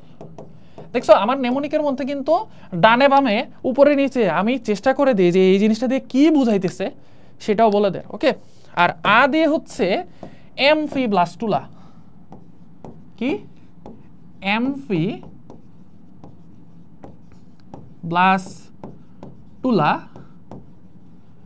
আর পা দিয়ে হচ্ছে প্যারেন কাইমুলা। এখন যদি বলো যে ভাইয়া আমাকে না এই অ্যামফিব্লাস্টুলা আর প্যারেন কাইমুলা এটা মুখস্থ করার একটা নেমোনিক দেন, তখন কি করতে হবে জানো? তখন হচ্ছে ছাদের মধ্যে নিয়ে ধাক্কা মারা ফালা দিতে হবে, কারণ এই অ্যামফিব্লাস্টুলা আর প্যারেন কাইমুলা বাবা এইটা মুখস্থ করার কোনো নেমোনিক নেই, এইটা হচ্ছে তোমার মুখস্থ করতে হবে, ঠিক আছে? কষ্ট করে মুখস্থ করতে হবে, এইটারে আর মনে রাখানোর কোনো টেকনিক নেই। বোঝা গেছে? ক্লিয়ার? আশা করি হচ্ছে বোঝা গেছে। এবার তাহলে আমাদের একদম সিম্পল কমন সেন্স দিয়ে আমরা কিন্তু 3টা বৈশিষ্ট্য পরিফেরার শিখে ফেলছি। এইবার পরিফেরার আরও কিছু বৈশিষ্ট্য আমরা দেখার চেষ্টা করি। ওকে ওকে, দেখো এই জায়গাতে হচ্ছে আমরা দেখতেছি অনেকগুলো ছিদ্র আছে, তাই না? তার মানে এই প্রাণীটার মধ্যে অবশ্যই কি ছিদ্রের কোনো একটা বৈশিষ্ট্য থাকা লাগবে। এখন খেয়াল করো, ইংলিশ ভাষা আমি বারবার বলতেছি, তুমি যদি সায়েন্স শিখতে চাও, বায়োলজি শিখতে চাও, তাহলে তোমাকে কি করতে হবে? ইংলিশে তোমার খুব ভালো লেভেলের একটা দখল থাকতে হবে। এই যে অস, এই অসের ওটার মধ্যে ওর নামের মধ্যেই ছিদ্র আছে, লেটারের মধ্যেই ছিদ্র আছে, এই অস দিয়ে বোঝায় ছিদ্র। ইংলিশে অস, এটা কিন্তু আমি বানায় বলতেছি না, ইংলিশে লিটারালি মানে হচ্ছে শাব্দিক অর্থে ইংলিশে অস মানে হচ্ছে ছিদ্র। ওকে, আচ্ছা এখন এখানে 2 ধরনের ছিদ্র আমি দেখতে পাচ্ছি। কিছু হচ্ছে ছোট ছোট ছিদ্র যারা পুরো বডির মধ্যে আছে, আর একটা বড় ছিদ্র হলুদ কালারের, এটা হচ্ছে বডির উপরের দিকে আছে। Okay fine. তো পরিফেরার ছিদ্র হচ্ছে 2 ধরনের, অস বা ছিদ্র 2 ধরনের। একটা হচ্ছে অস টিয়া,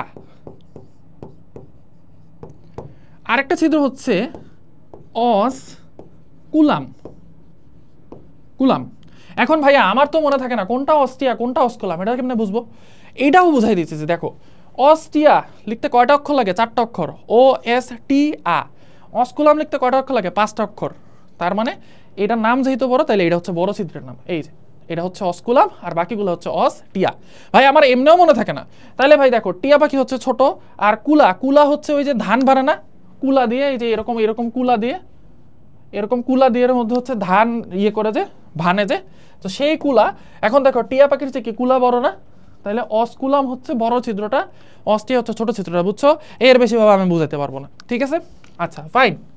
এখন এই অস্টিয়া আর অস্কুলাম আমরা বুঝে ফেললাম যে পরিফেরার দেহে ছোট ছোট অনেকগুলো ছিদ্র থাকে যেগুলো অস্টিয়া, এবং একটা বড় ছিদ্র থাকে যেটা হচ্ছে অস্কুলাম। মজার ব্যাপার দেখো, এই অস্টিয়াগুলো দিয়ে পানি শুধুমাত্র ভেতরে ঢুকতে পারে, অনলি ইনসাইডে যায় পানি। আর অস্কুলাম দিয়ে কি হয়, পানি বের হয়ে যায়। এখন জিনিসটা কিন্তু খুবই মজার। দেখো পরিফেরা পর্বের প্রাণীরা কোথায় থাকে? সমুদ্রের নিচে থাকে। তাহলে সাগরের নিচে আমি যদি ছিদ্রযুক্ত একটা জিনিস ঢুকাই দিই, তাহলে কি হবে? সবগুলো ছিদ্র দিয়ে পানি ঢোকার কথা না? সবগুলো ছিদ্র দিয়ে পানি ঢোকার কথা। বাট মজার ব্যাপার হচ্ছে এখানে শুধুমাত্র এই ছিদ্রগুলো দিয়ে পানি ঢুকে আর এই ছিদ্রটা দিয়ে পানি বেরোচ্ছে। তার মানে নিশ্চয়ই নিশ্চয়ই এইখানে কোনো একটা মেশিন আছে, যে মেশিনটা কি করতেছে, আমার এই পানিকে ভেতরে ঢোকার জন্য বাধ্য করতেছে এবং পানিকে এই রাস্তা দিয়ে বের হয়ে যাওয়ার জন্য বাধ্য করতেছে। বোঝা গেছে? আচ্ছা, এখন সেই মেশিনটার নাম হচ্ছে কুয়ার নামের সাথে রিলেটেড। দেখো পানি কোথায় থাকে? মানে লোকালয়ের মধ্যে পানি এককালে কোথায় থাকতো? কুয়ার মধ্যে থাকতো না? কুয়ার মধ্যে পানি জমে থাকতো। এখন এই জিনিসটা দেখতে কি একটা কুয়ার মতো মনে হচ্ছে না? এই জিনিসটা একটু ভালো করে খেয়াল করো তো। মনে করো এইটা হচ্ছে তোমার লোকালয়, হ্যাঁ, এই জায়গাতে ধরো মানুষ থাকে। তাহলে এই জিনিসটাকে দেখতে একটা কিসের মতো? কুয়ার মতো মনে হচ্ছে না? এই যে এই কি রে ভাই কালার আসে না কেন, এই এই এই তাহলে এই জায়গায় মানুষ থাকে আর এটাকে একটা কুয়ার মতো মনে হচ্ছে না? সো এই জায়গাতে কিছু কোষ থাকে যারা কি করে, এই পানিটাকে ভেতরে ঢুকতে বাধ্য করে। এই কোষগুলোর নাম হচ্ছে কোয়ানোসাইট। তারা হচ্ছে এরকম ফ্লাজেলাযুক্ত কোষ। এই কোষগুলোর নাম কি? কোষগুলোর নাম হচ্ছে কোয়ানোসাইট। কোয়ানো মানে মনে রাখবা কুয়া। এদের জন্য কি হয়েছে, এখানে একটা কুয়ার মতো স্ট্রাকচার সৃষ্টি হয়েছে, ঠিক আছে? তাহলে এটার নাম কি?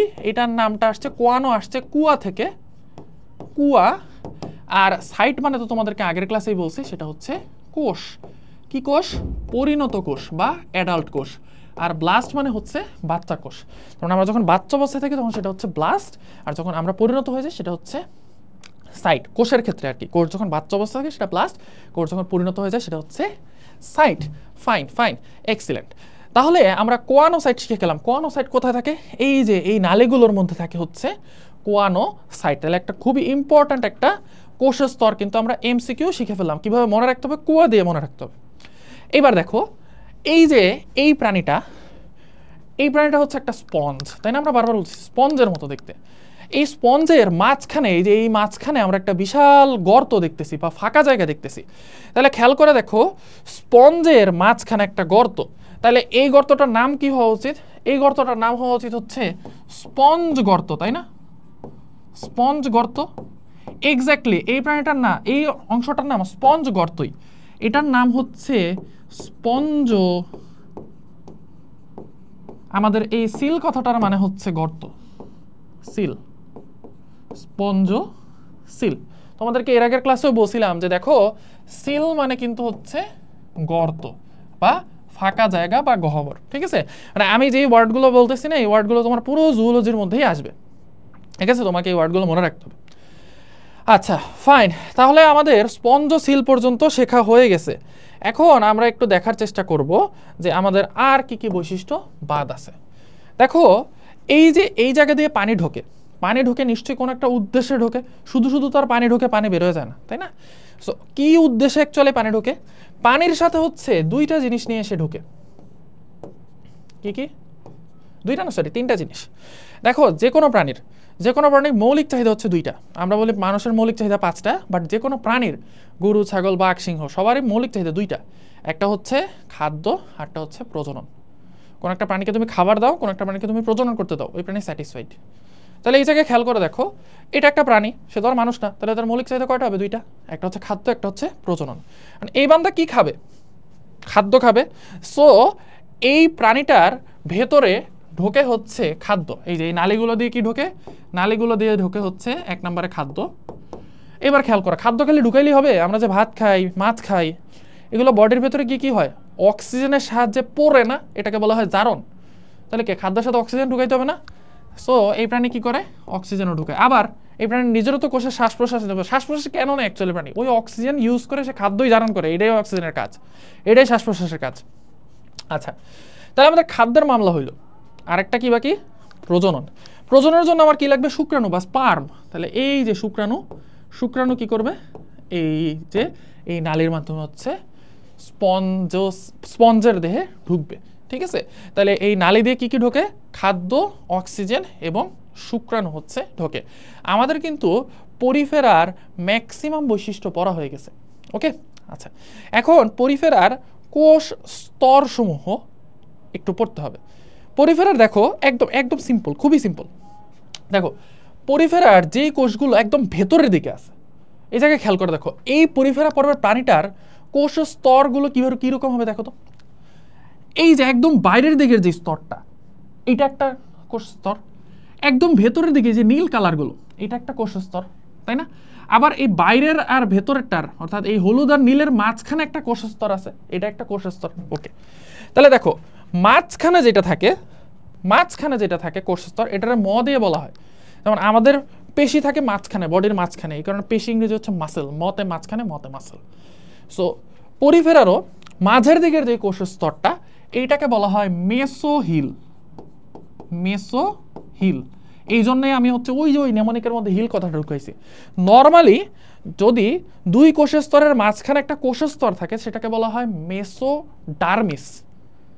যদি দুই কোষ স্তরের মাঝখানে কোনো কোষ স্তর না, আঠার মতো কিছু থাকে, তাহলে সেটাকে বলা হয় মেসোগ্লিয়া। গ্লিয়া মানে আঠা। আর এইখানে দুই কোষ স্তরের মাঝখানে কোষও নাই ঠিক মতো, আঠাও নাই ঠিক মতো, এই জন্য এটার নাম হয়ে গেছে মেসোহিল, ওকে? আচ্ছা, তাহলে পরিফেরার একদম বাইরের দিকের যে কোষ স্তরটা, এটার নাম কি হবে? বহিঃকোষ স্তর হওয়ার কথা বা এপিডার্মিস হওয়ার কথা, কারণ আমরা জানি ডার্মিস মানে বাইরের স্তর, আর এপি মানে হচ্ছে, সরি, ডার্মিস মানে কোষ স্তর আর এপি মানে বাইরে। কিন্তু মজার ব্যাপার হচ্ছে, এটা যেহেতু পরিফেরা, ওর নামের মধ্যে প রাখতে চাইছে।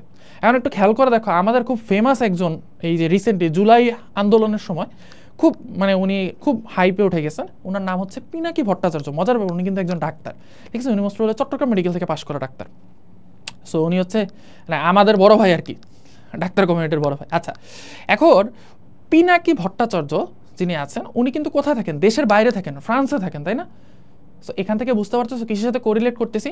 পরিফেরার যে একদম বাইরের স্তরটা, এটার নাম ওই পিনাকি ভট্টাচার্যের নামে। সেটার নাম কি? এইটার নাম হয়ে গেছে হচ্ছে পিনাকোডার্ম। এটার নাম কি?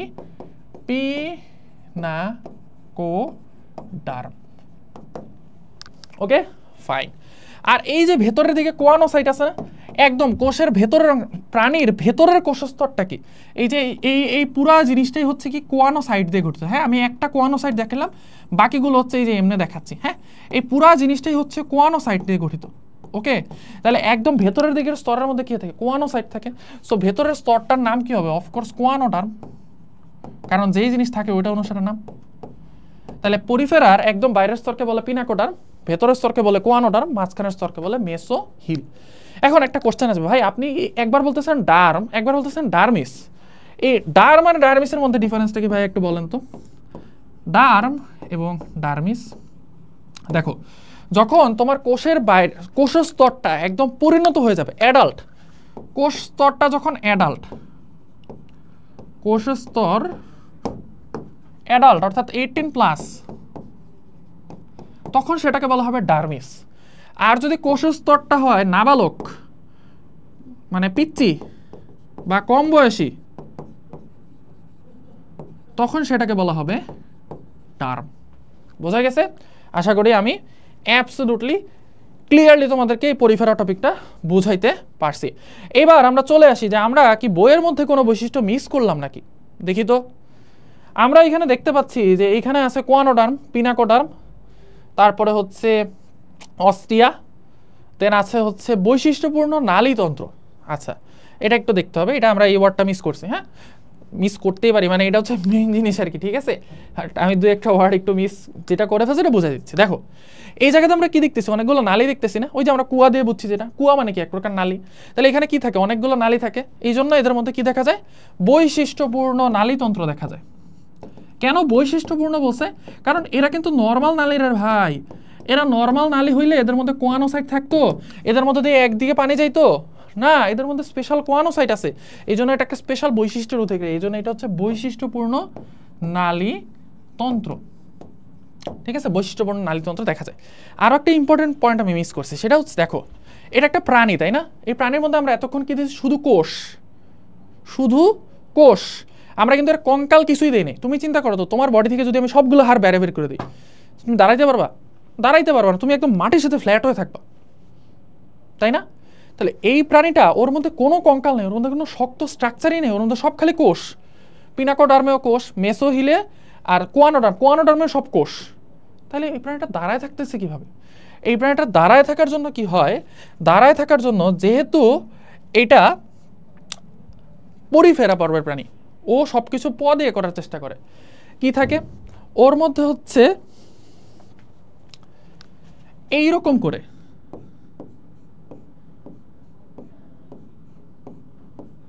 এই যে এইরকম করে কাঁটার মতো বেশ কিছু জিনিস ওর পুরো বডির মধ্যে হচ্ছে ছড়ানো থাকে। তাহলে কাঁটাকে বলা হয় স্পাইক। স্পাইক কিভাবে? ওই যে বুট, যারা ফুটবল খেলো, ফুটবলের বুটের নিচে দেখবা হচ্ছে এরকম কাটা কাটা থাকে, এটাকে বলা হয় স্পাইক।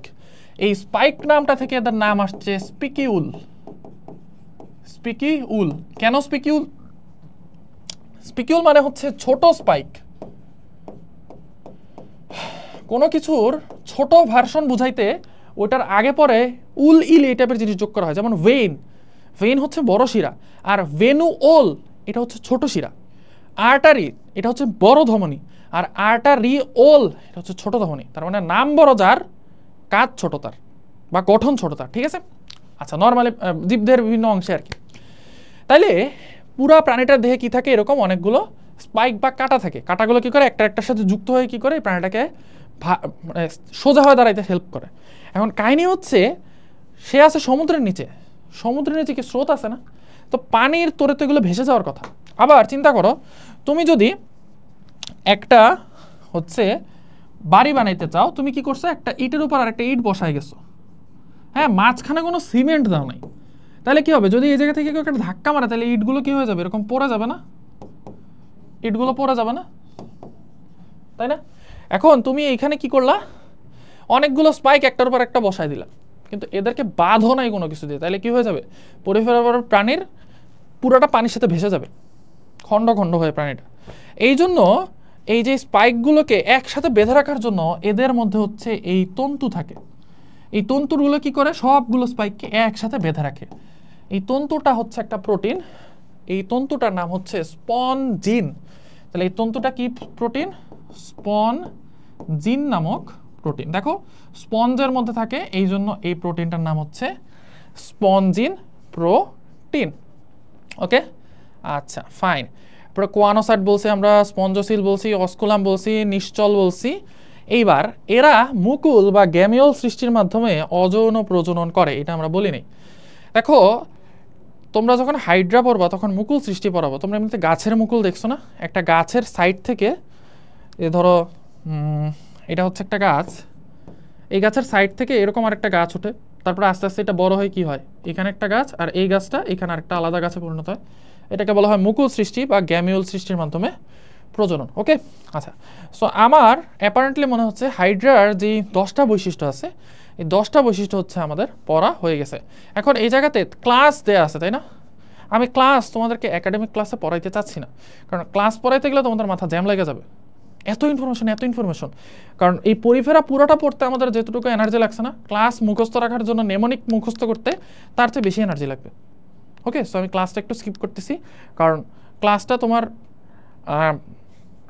একাডেমিকে আসার পসিবিলিটি খুবই কম, মেইনলি আসে পরিফেরার বৈশিষ্ট্য। এইবার তাহলে চলে আসো, আমি যে এখানে কষ্ট করে একটা নেমোনিক লিখছিলাম, পরি কুয়াশা ঘেরা আসমানে টিয়াকে আস্ক করলো, মাসি কি হিলে স্পঞ্জ ব্লাস্ট করতে পারেন? এইবার তুমি নিজেই বলো আমি এটা দিয়ে অ্যাকচুয়ালি কি বুঝাইছি। নেমোনিক বানাইছি আমি, কিন্তু একটা সলিউশন দিবা তুমি। কি সলিউশন? দেখো পরি দিয়ে আমি বুঝাচ্ছি পরিফেরা, পরিফেরা। কুয়াশা দিয়ে আমি বোঝাচ্ছি কোয়ানোসাইট, কোয়ানোসাইট। আসমান দিয়ে আমি বোঝাচ্ছি অস্কুলাম,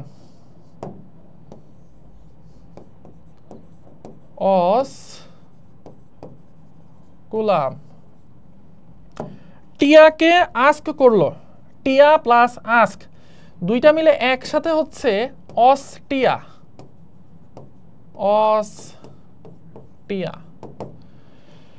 মাসিকি হিলে স্পঞ্জ ব্লাস্ট করতে পারেন, তার মানে এইখানে হচ্ছে মাসিকি হিলে পুরোটা মিলে হচ্ছে মেসোহিল। স্পঞ্জ ব্লাস্ট করতে পারেন, স্পঞ্জ থেকে হচ্ছে দুইটা জিনিস, একটা হচ্ছে স্পঞ্জিন আর একটা হচ্ছে স্পিকিউল, সরি স্পঞ্জোসিল।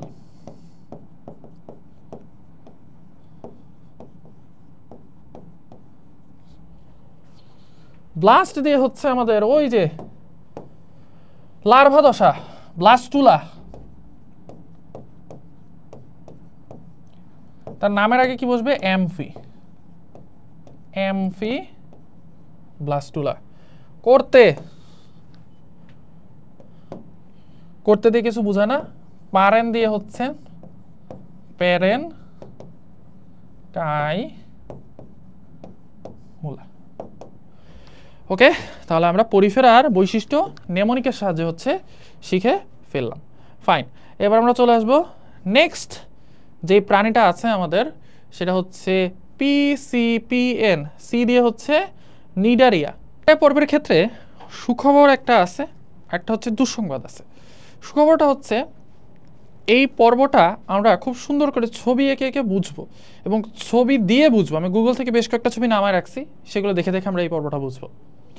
আর দুঃখের সংবাদটা হচ্ছে এই পর্বটার জন্য কোনো নেমোনিক নাই, অর্থাৎ মনে রাখার কোনো উপায় নেই। তোমাকে আমি ছবি দেখে হচ্ছে এই পর্বটা মনে রাখানোর ট্রাই করব। ওকে ফাইন, চলে আসো আমাদের একদম শুরুতে। যে কোনো পর্ব নিয়ে আমরা পড়াশোনা করার সময় আমরা কি করি, একদম শুরুতে হচ্ছে এই যে পর্বটার নামকরণ অ্যাকচুয়ালি কোথা থেকে আসছে সেটা বের করে দিই, তাই না? আচ্ছা, সো এখান থেকে নিডারিয়া, নিডারিয়া, এই জায়গাতে একটু খেয়াল করে দেখো, প্রথমেই ওয়ার্ডটা আছে কি? নিডা। এখন এই নিডা মানে হচ্ছে রোম, তোমার ওই রোম মনে রাখার দরকার নাই, তুমি মনে রাখবা হচ্ছে নিডা মানে হচ্ছে, নিডা ওয়ার্ডটা তোমার মনে রাখার জন্য এটা মনে রাখবা, এটা আসছে নিডেল থেকে। নিডেল মানে কি? নিডেল মানে হচ্ছে সুই। তাহলে এই নিডারিয়ার দেহে নিশ্চয়ই সুইয়ের মতো কিছু একটা আছে, ঠিক আছে? আচ্ছা, আর এই যে পরের পার্টটা, এটা নাম হচ্ছে এরিয়া। দেখো আমরা অনেক সময় ক্লাসের মধ্যে বলে দেই যে হচ্ছে হ্যাঁ এটা এরিয়া, এটার মানে হচ্ছে যুক্ত থাকার জায়গা, বাট এটা যে কিভাবে মনে রাখবো আমি বলে দিই যে নিডা মানে হচ্ছে সুই। কিন্তু এই নিডা যে সুই, এই জিনিসটার তো একটা ওয়ার্ড মিনিং হয় না। ওই যে আমাদের ইংলিশ ফর টুডেতে কি আছে, ওয়ার্ড মিনিং লিখতে হয় না আমাদের, ইংলিশে ওয়ার্ড মিনিং আসে। সো এটা কিন্তু ওইরকম ওয়ার্ড মিনিংয়ের মতো হয়ে যাচ্ছে। সো আমি ট্রাই করি যে তুমি ইভেন এই ওয়ার্ডটাও যাতে কোনো না কোনো একটা ওয়েতে মনে রাখতে পারো, সেটা ট্রাই করার। ওকে আচ্ছা, সো এরিয়া, দেখো আমাদের দেশের কি একটা অঞ্চল আরেকটা অঞ্চলের সাথে যুক্ত থাকে না? সো এরিয়া মানে হচ্ছে আমরা মনে রাখবো যুক্ত হওয়া, যুক্ত থাকা। একটা অঞ্চল কি করে আরেকটা অঞ্চলের সাথে যুক্ত থাকে, তাহলে এরিয়া মানে হচ্ছে যুক্ত থাকা, ঠিক আছে? এইটা হচ্ছে জাস্ট মনে রাখার জন্য একটা টেকনিক আর কি। ওকে ফাইন, এখন এই নিডারিয়া পর্বের প্রাণী যদি আমরা আঁকতে যাই, তাহলে আমাদেরকে ওই যে শুরুতে আমরা যে মনে আছে মরুলা নামক একটা জিনিস আঁকছিলাম, তাই না? ওই মরুলাতে চলে যেতে হবে। তাহলে আমি খুব ফাস্ট একটা মরুলা আঁকার ট্রাই করি। এই যে এটা ধরে নাও আমার মরুলা। এই মরুলার মধ্যে ভাই আমি নিউক্লিয়াস দিচ্ছি না, কেউ এটাতে প্লিজ ভুল ধরো না, সবগুলোতে নিউক্লিয়াস দেওয়া মানে দিলে হচ্ছে টাইম ওয়েস্ট হয়। মানে বায়োলজি টিচারদের একটা অবসেশন আছে, হ্যাঁ ওনারা কোষের মধ্যে নিউক্লিয়াস না দেখলে কেন যেন খেপে যায়, ঠিক আছে? বাট আমি এত পাতাটাতে দিই না, মেইন জিনিস হচ্ছে আমাদের জানা দরকার, ঠিক আছে? সো মরুলার পরে কি হয়? ব্লাস্টুলা, তাই না? এইটুকু পর্যন্ত আমরা শিখছিলাম। এরপর আমরা কিন্তু ভ্রূণ স্তরের ক্ষেত্রে দেখছি যে দ্বিভ্রূণস্তরী প্রাণী আছে, ত্রিভ্রূণস্তরী প্রাণী আছে। সো পরিফেরা হচ্ছে ওর কোনো ভ্রূণস্তরই নেই, নিডারিয়ার হচ্ছে দুইটা ভ্রূণস্তর, তারপরে প্লাটিহেলমিনথেস যেটা 3 নম্বর পর্ব তার 3টা ভ্রূণস্তর। তাহলে 1 নম্বর পর্বের একটা ভ্রূণস্তর, 2 নম্বর পর্বের 2টা ভ্রূণস্তর, 3 নম্বর পর্বের 3টা ভ্রূণস্তর, সিম্পল। তো আমরা 2 নম্বর পর্ব পড়তেছি নিডারিয়া, তাহলে এটার ভ্রূণস্তর কয়টা থাকবে? 2টা। এখন এই স্টেপটাকে আমরা কি বলি? এটাকে আমরা বলি ব্লাস্টুলা। তোমাদের কি খারাপ লাগতেছে? আমার মনে হয় না খারাপ লাগতেছে, হ্যাঁ? আচ্ছা, এবার কি হবে আমরা জানি, তোমাদেরকে বলছে যে ব্লাস্টুলার কিছু কোষ কি হয়ে যাবে? চেঞ্জ হয়ে যাবে। চেঞ্জ হয়ে কিসে পরিণত হবে? এই কোষগুলো হচ্ছে পরিণত হবে এন্ডোডার্মের কোষে, এন্ডোডার্ম। আর উপরের দিকের কোষগুলো কিসে থাকবে? উপরের দিকের কোষগুলো এপিডার্মের কোষই থাকবে, এপিডার্মের কোষ হিসেবেই থাকবে। ডার্ম কেন বলতেছি? কারণ এরা এখনো বাচ্চা অবস্থায় আছে কোষস্তরটা, ঠিক আছে? বাচ্চা অবস্থায় যে কোষস্তর এটাকে আমরা বলি ডার্ম। এটা হচ্ছে বাচ্চা স্তর, কোষস্তরটা এখনো বাচ্চা অবস্থায় আছে। এর পরের স্টেপে কি হবে? এর পরের স্টেপে হচ্ছে এই এন্ডোডার্মটা আছে না, এন্ডোডার্মটা ভিতরের দিকে ঢুকতে থাকবে, কারণ এন্ডো মানে ভেতরে। সো অবশ্যই এন্ডোডার্ম কি করবে? ভেতরের দিকে ঢুকে যাবে। তার মানে জিনিসটা হবে এইরকম।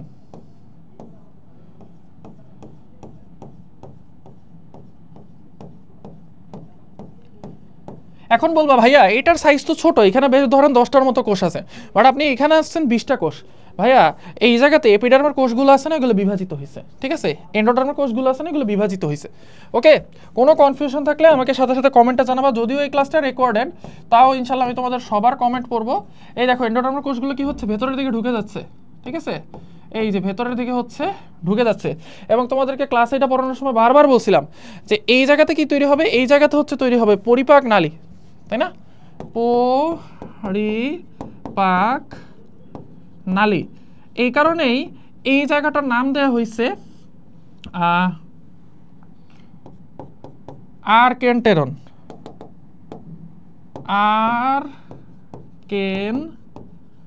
আর্কেন্টেরন। ওকে, আচ্ছা এখন খেয়াল করে দেখো, এখন এই জায়গাতে কি হয়ে গেছে? এই অবস্থায় ছিল হচ্ছে কোষ স্তরগুলো একদম বাচ্চা অবস্থায় ছিল। এখন এই জায়গাতে কি হয়েছে? কোষ স্তরটা ম্যাচিউর হয়েছে, মানে এখানকার কোষগুলো কি হয়েছে? পরিণত হয়েছে, পূর্ণাঙ্গ হয়েছে। এই জন্য এটার নাম এখন হয়ে যাবে হচ্ছে এপিডার্মিস, আর এই যে এটার নাম হয়ে যাবে এন্ডোডার্মিস। এবার খুব ভালো করে আখ লাগাকে নেহি দিল লাগাকে দেখো, দেখো এই এন্ডোডার্মিস আর এপিডার্মিস এই দুইটার মাঝখানে যদি কোনো কিছু না থাকে তাহলে কি হবে? এন্ডোডার্মিস আর এপিডার্মিস মিলে যখন নড়াচড়া করবে প্রাণীটা, তখন এপিডার্মিস আর এন্ডোডার্মিস মিলে কি ঘষা খাবে না? মানে আমি একটা প্রাণী এঁকে ফেলছি নিডারিয়া, এইটাই নিডারিয়া পর্বের প্রাণী। এখন তুমি মাঝখানে দেখছো কালো জায়গা, মাঝখানে যদি আমি কিচ্ছু না রাখি তাহলে কি হবে? এন্ডোডার্মিস আর এপিডার্মিস চলাফেরা করার সময় ঘষা খাবে না? এই ঘষাটা যাতে না খায় এই জন্য মাঝখানে কিছু জিনিস থাকে। এই যে এই জায়গাটাতে কিছু জিনিস থাকে, এই কিছু অকোষীয়, মানে এখানে কোনো কোষ থাকে না। দেখো আমি কোষ আঁকছি, কোষ আঁকে নাই কিন্তু, তাহলে এই স্তরটা কি? অকোষীয় স্তর। এই অকোষীয় স্তরটাকে বলা হয় মেসোগ্লিয়া। কেন? কারণ এই অকোষীয় স্তরের মধ্যে গ্লু এর মতো তরল থাকে বা আঠালো তরল থাকে। তাহলে গ্লিয়া কথাটা আসছে গ্লু থেকে বা আঠালো থেকে, আঠালো। আর মেসো বলছি মতে, মেসো মতে কি? মতে হচ্ছে মাঝখানে, ঠিক আছে? তাহলে এইখানে হচ্ছে মতে মাঝখানে, মাঝে। তাহলে এই স্তরটা হচ্ছে মাঝে থাকে এবং এটার মধ্যে কি থাকে? আঠালো পদার্থ থাকে। এই কারণে এটার নাম হচ্ছে মেসোগ্লিয়া। এবার আমরা এই সেম বান্দাকে উল্টা করে লিখবো, ঠিক আছে? আমরা অ্যাকচুয়ালি এখানে ওয়ান কাইন্ড অফ হাইড্রা এঁকে ফেলছি, ঠিক আছে? হাইড্রা হচ্ছে নিডারিয়া পর্বের একটা উদাহরণ। হাইড্রা নর্মালি কিভাবে থাকে? হাইড্রা হচ্ছে এইভাবে থাকে। এটা ধরো একটা সমুদ্রের নিচে, ধরো এটা একটা গাছের ডাল, এই গাছের ডালের মধ্যে হাইড্রা এইভাবে উল্টা হয়ে ঝুলে থাকে। এই জিনিসটা অদ্ভুত, হ্যাঁ? বাদুর যেরকম উল্টা হয়ে ঝুলে থাকে, এরকম হাইড্রা হচ্ছে গাছের ডালে সমুদ্রের নিচে হচ্ছে এরকম উল্টা হয়ে ঝুলে থাকে, ঠিক আছে? সো আমরা উল্টা হওয়া হাইড্রাটা আঁকছি, আমরা এখন সোজা হওয়া হাইড্রা আঁকবো, ঠিক আছে? আমরা এই হাইড্রাটাকে ধরে কি করে? আমরা উল্টা করে আঁকছি, এটা আমরা ধরে সোজা বানাই দেবো। তার মানে এই যে এই জিনিসটা আছে না, এই জিনিসটাতে আমরা কি করছি? পরিপাক নালীটা নিচের দিকে দিচ্ছি না, এবার পুরো প্রাণীটাকে আমরা এরকম উল্টাই দিব। ওকে, আচ্ছা এটা মাসুর ভাই কীভাবে যেন করতে পারেন, হ্যাঁ? এই যে এইখানে এরকম দাগ দিয়ে এটাকে সিলেক্ট করে তারপর এরকম উল্টায় ফেলেন, ঠিক আছে? বাট আমার ভাইয়ের কাছ থেকে এটা শিখতে হবে। বাট আপাতত আমি তাহলে এখন আবার আঁকি আর কি, হ্যাঁ? তাহলে দেখো এখানে কি হচ্ছে, আমি বাইরের দিকে কি আঁকতেছি? এটা হচ্ছে এপিডার্মিস,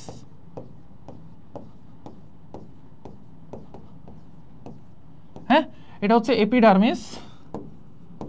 কেন ডার্মিস? কারণ এগুলো হচ্ছে পরিণত কোষ হয়ে গেছে এখন, এই জন্য এটা হচ্ছে এপিডার্মিস। আর ভেতরের দিকের যে স্তরটা,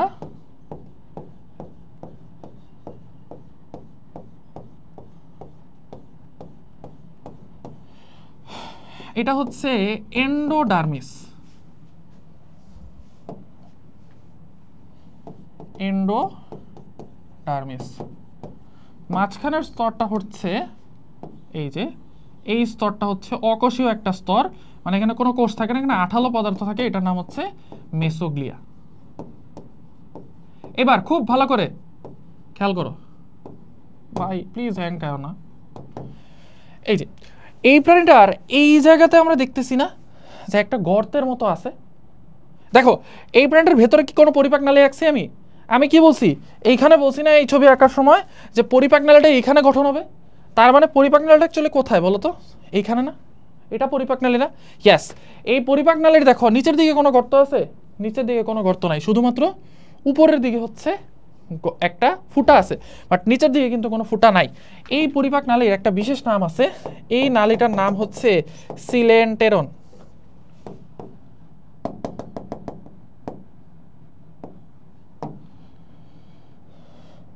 এটার নাম হচ্ছে সিলেন্টেরন। তাহলে এই যে এই জায়গাটা, এই যে এই অংশটা, এটা একটা পরিপাক নালী, এইটার নাম হচ্ছে সিলেন্টেরন। এখন কথা হচ্ছে ভাইয়া সিলেন্টেরন আপনি একটা নাম বলে দিলেন, আমরা মুখস্থ করে ফেললাম, জিনিসটা কি এতই সহজ? দেখো সিল কথাটার মানে আমি এর আগে কয়েকবার বলছি, সিল মানে কি? গর্ত। আর এন্টেরন এই কথাটাও আমি বলছি। এন্টেরন মানে কি? এন্টেরন মানে হচ্ছে অন্ত্র। অন্ত্র মানে হচ্ছে পরিপাক নালী। পরিপাক নালী অর্থাৎ এই প্রাণীটার এই জায়গাটা কি করে, তার এই গর্তটাই হচ্ছে তার পরিপাক নালী হিসেবে কাজ করে, এই কারণে এটার নাম সিলেন্টেরন। আবার এই যে এই গর্তটা আছে না, এই গর্তের মধ্যেই পরিপাক হয়, এবং এই গর্তের মধ্যে পরিপাক হওয়ার পরে এই গর্তটার মধ্যে যে জিনিসগুলো আছে না, এগুলোই কি করে সবগুলো কোষের মধ্যে খাবার পৌঁছায় দেয়। তার মানে পরিপাক হচ্ছে এই গর্তে, খাবার পৌঁছানো পরিবহন হচ্ছে এই গর্তে। তাহলে এই গর্তের মধ্যে কি হয়? পরিপাক প্লাস পরিবহন। এই জন্য এই গর্তটার আরেকটা নাম হচ্ছে পরিপাক, ইংরেজি হচ্ছে গ্যাস্ট্রো, আর পরিবহন ইংরেজি হচ্ছে ভাস্কুলার। এই জন্য এই গহ্বরটার আরেকটা নাম গ্যাস্ট্রোভাস্কুলার গহ্বর। বোঝা গেছে? নামগুলো কি খুব কঠিন? জাস্ট লজিক্যালি আমরা এটাকে দেখতেছি, তাই না? পরিপাক সংবহন গহ্বর। ওকে, আচ্ছা এখন এই পরিপাক সংবহন গহ্বরের আরো একটা নাম আছে, সরি এই পরিপাকের গ্যাস্ট্রোভাস্কুলার গহ্বর না, এটার বাংলায় আমরা করি হচ্ছে পরিপাক সংবহন গহ্বর। সংবহন মানে হচ্ছে পরিবহন, ঠিক আছে? তাহলে এই গহ্বরের একটা নাম কি? পরিপাক সংবহন গহ্বর। ওকে, তাহলে কিন্তু আমরা নিডারিয়ার বেশ কয়েকটা বৈশিষ্ট্য শিখে ফেলছি। এইবার আসি নিডারিয়া পর্বের ক্ষেত্রে দেখতেছি আমরা এই প্রাণীটা কয় স্তরযুক্ত? এই প্রাণীটা হচ্ছে দ্বিস্তরযুক্ত প্রাণী। তাহলে যেহেতু 2 স্তর বিশিষ্ট প্রাণী, তাহলে 2 স্তর বিশিষ্ট প্রাণীকে আমরা বলি, 2 দিয়ে বোঝায় হচ্ছে ডিপ্লো। ডিপ্লো মানে 2। ডিপ্লয়েড বলি না আমরা, ডিপ্লয়েড ক্রোমোজোম, ক্রোমোসোম, এই ডিপ্লয়েড মানে 2n, তাই না? তাহলে 2 ইংরেজি হচ্ছে ডিপ্লো, আর স্তর ইংরেজি হচ্ছে ব্লাস্টিক, ব্লাস্ট। তাহলে এই প্রাণীটা হচ্ছে একটা ডিপ্লোব্লাস্টিক প্রাণী বা ডিপ্লোব্লাস্ট। ওকে, আচ্ছা এখন আমরা কিন্তু এই প্রাণীটার নামটা যেখান থেকে আসছে অর্থাৎ নিডেল, ওই নিডেল কিন্তু এখনো খুঁজে পাইনি, তাই না? নিডেল কিন্তু এখনো খুঁজে পাইনি। দেখো নিডেলটা থাকে হচ্ছে এই যে প্রাণীটা আছে না, এটা তো আমরা এখানে জাস্ট 2টা স্তর দেখতেছি, তাই না? এইখানকার এই প্রাণীটা কি করে, এইরকম করে কিছু কোরশিকা বের করে। হ্যাঁ, এগুলোকে বলা হয় কোরশিকা।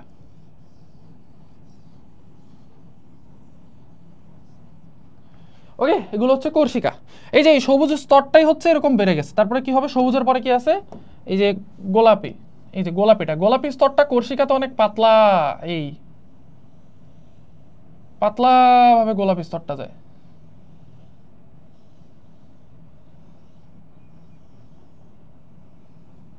এই যে এই এটা কি মেসোগ্লিয়া? কোরশিকাতে মেসোগ্লিয়া কি অনেক পাতলা, ঠিক আছে? মেসোগ্লিয়ার পরে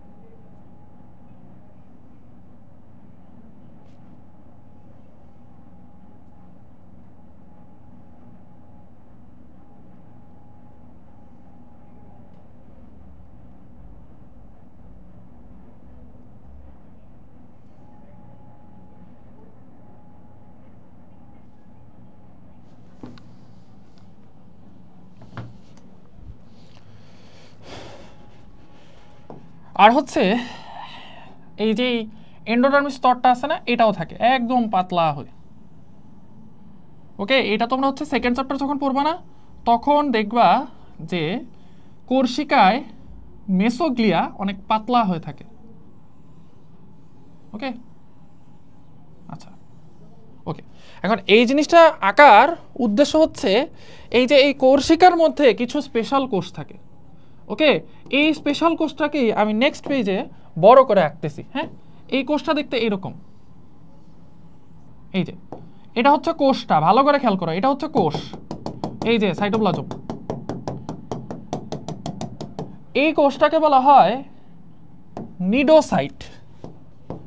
নিডোসাইট কেন নিডোসাইট? ওই যে বললাম, নিডো মানে হচ্ছে নিডেল, আর সাইট মানে হচ্ছে কোষ, তার মানে নিডেল বহনকারী কোষ। ঠিক আছে, এটা হচ্ছে নিডেল বহনকারী কোষ। এখন ভাই আমি তো এখানে কোনো নিডেল দেখতে পাচ্ছি না, আমি এখানে দেখতে পাচ্ছি জাস্ট একটা কোষ এরকম পেঁচায় আছে, এটার মাঝখানেও কিছু নাই, বাইরেও কিছু নেই। ঠিক আছে, এটা কিন্তু কোষের অংশ না, এইটুকু হচ্ছে কোষ। এখন দেখো এই কোষটার এই অংশটা ফাঁকা না, এই অংশটার মধ্যে একটা স্পেশাল জিনিস থাকে। কি থাকে? এই অংশটাকে আমরা ডাকি হচ্ছে নেমাটোসিস্ট বলে। নেমাটোসিস্ট। এখন খেয়াল করো, সিস্ট, সিস্ট কথাটার মানে হচ্ছে এই যে সিস্ট, এটার মানে হচ্ছে পানি ভর্তি থলে। পানি ভর্তি থলে। তোমরা ফোড়া বলো না বাংলায়, যেটাকে ফোড়া বলে, এই যে হাতের মধ্যে পায়ের মধ্যে ফোসকা বলে না, ফোসকা ওয়ার্ডটা পাইছি, ফোসকা। ফোসকার ভেতরে কি থাকে? পানি থাকে না? এই ফোসকাটাকে অ্যাকচুয়ালি ইংলিশে বলে সিস্ট। তাহলে সিস্টটার মিনিং হচ্ছে অ্যাকচুয়ালি ফোসকা, ফোসকা। আর নেমাটো হচ্ছে সুতা। নেমাটো মানে হচ্ছে সুতা। নেমাটোটা যখন পড়তে যাবা তখন দেখবা এই নেমাটো কথাটার মানে হচ্ছে সুতা। তাহলে আমি এক জায়গায় দেখতেছি যে এখানে সুতা আছে এবং পানি ভর্তি থলে আছে, তাহলে এই দুইটার মধ্যে সম্পর্কটা কি? দেখো, জিনিসটা হচ্ছে এই যে মাঝখানের জায়গাটা আছে না, এই মাঝখানের জায়গাটার মধ্যে তরল ভরা থাকে। এই যে তরল, এই তরলটা কি থাকে এটার মধ্যে? এটার মধ্যে থাকে হচ্ছে হিপনোটক্সিন। এই যে এটার মধ্যে থাকে হিপনোটক্সিন। দেখো, হিপনোসিস, হিপনোসিস মানে হচ্ছে, খুব ভালো করে খেয়াল করো, আমার অনেক সময় মনে করি যে হিপনোসিস মানে হচ্ছে মানে অজ্ঞান করে ফেলো, না। হিপনোসিস মানে হচ্ছে ঘুমের এমন একটা অবস্থা, মানে তোমাকে এমনভাবে আমি অবশ করে ফেলছি, তোমাকে যদি আমি হালকা গুতা মারি, তুমি কি করবা? সম্বিত ফিরে পাবা, তোমার সেন্স চলে আসবে। তো তোমাকে গুতা মারার আগ পর্যন্ত তুমি নিশ্চল অজ্ঞান, বুঝতেছো না কি হচ্ছে। এটা হচ্ছে ঘুমের এমন একটা অবস্থা। অনেক সময় না যে আমরা খুব ঘুমাচ্ছি কিন্তু খুবই পাতলা ঘুম বলি আমরা, এখনো ঠিকমতো ঘুম আসছে না, জাস্ট কেউ একজন যদি ধরো বাথরুমে একটু পানি পড়ার শব্দ হচ্ছে, সাথে সাথে ঘুম ভেঙে যায়। এইটা হচ্ছে হিপনোসিস। ঠিক আছে, তো এই হিপনোটক্সিনটা কি করে? হিপনোটক্সিনটা হচ্ছে অন্য একটা প্রাণীকে এরকম হিপনোসিসে নিয়ে যেতে পারে। ঠিক আছে, ওকে। তো এই হিপনোটক্সিন যুক্ত তরল কোথায় আছে, একটা থলের মতো স্ট্রাকচারে আছে, এই জন্য এই পুরা জিনিসটাকে বলা হয় সিস্ট। বোঝা গেছে? সিস্ট বুঝছি। আচ্ছা, সিস্ট যেহেতু আমরা বুঝে গেছি, এইবার আমরা দেখব হচ্ছে এই সিস্টটার মধ্যে ডুবানো থাকে হচ্ছে এই রকম একটা জিনিস,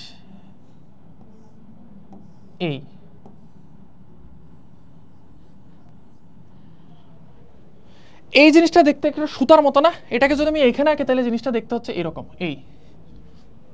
এই জিনিসটা দেখতে একটা সুতার মতো না? তো এই সুতার মতো জিনিসটা কি হচ্ছে, এই জিনিসটাই জাস্ট কি হয়েছে, এই জায়গার মধ্যে পেঁচানো আছে,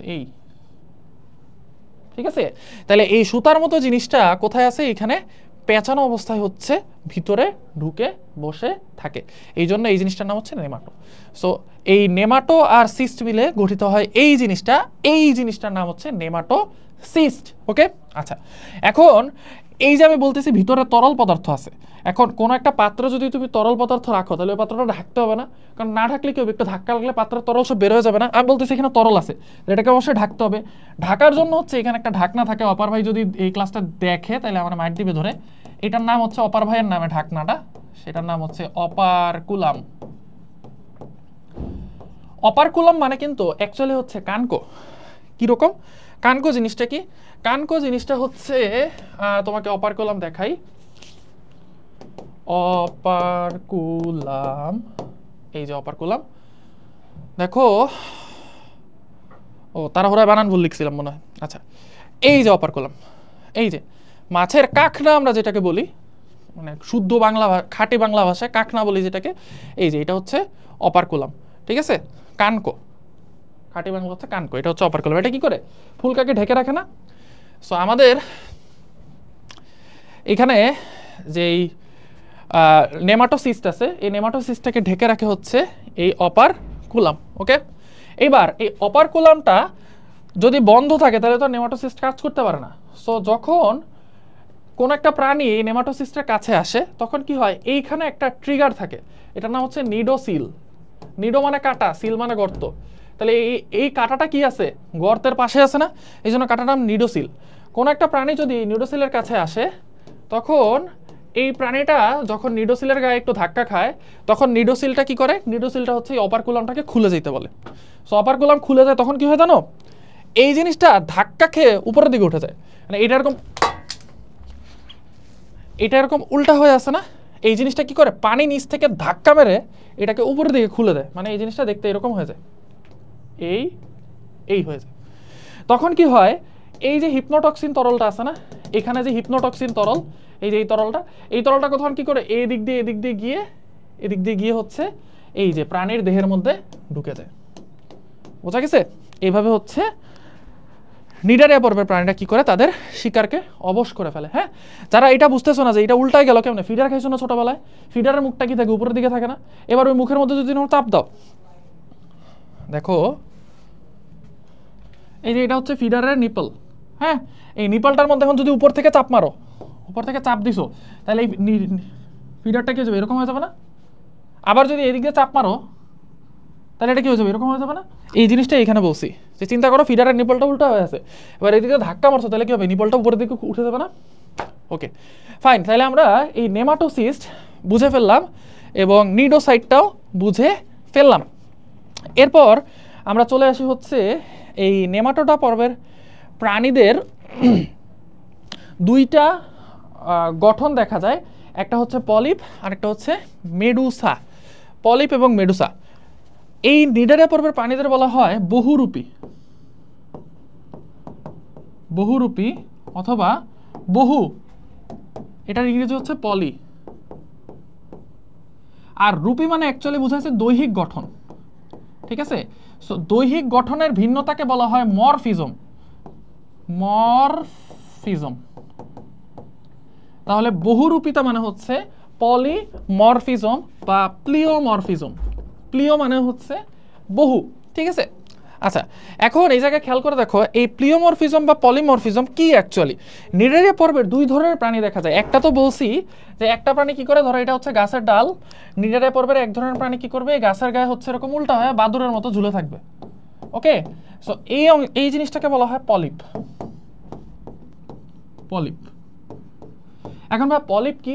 পলিপ হচ্ছে আমাদের যে পরিপাক নালী আছে না, বা আমাদের শরীরের মধ্যে মিউকাস স্তর আছে না, তোমাদেরকে পলিপটা দেখাই। এই যে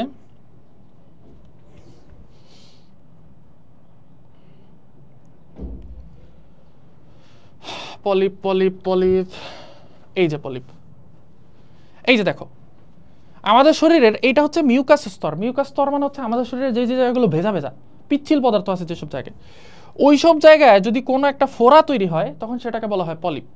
তাহলে চিন্তা করে বলো, পলিপ কি নড়াচড়া করতে পারবে? পারবে না। তাহলে আমাদের এই যে এই পলিপ কি করতে পারে না, সে সাধারণত নড়াচড়া করে না। সে নড়াচড়া করতে পারে কিন্তু সে সাধারণত নড়াচড়া করে না। তাহলে এখানে ওয়ার্ডটা কি হবে, সে সাধারণত নড়াচড়া করে না। এবার আরেকটা নাম হচ্ছে মেডুসা। একটা হচ্ছে পলিমরফিজমের মধ্যে একটা হচ্ছে পলিপ, আরেকটা হচ্ছে মেডুসা। মেডুসা হচ্ছে নড়াচড়া করতে পারে। দেখো মেডুসা কারো নাম মনে হচ্ছে না, তাহলে মেডুসা হচ্ছে কি করতে পারে, মেডুসা যেহেতু কারো নাম, তাহলে এটা যেহেতু নাম কারো, কোনো একটা মানুষের নাম, তাহলে এটা কি করতে পারে, নড়াচড়া করতে পারে।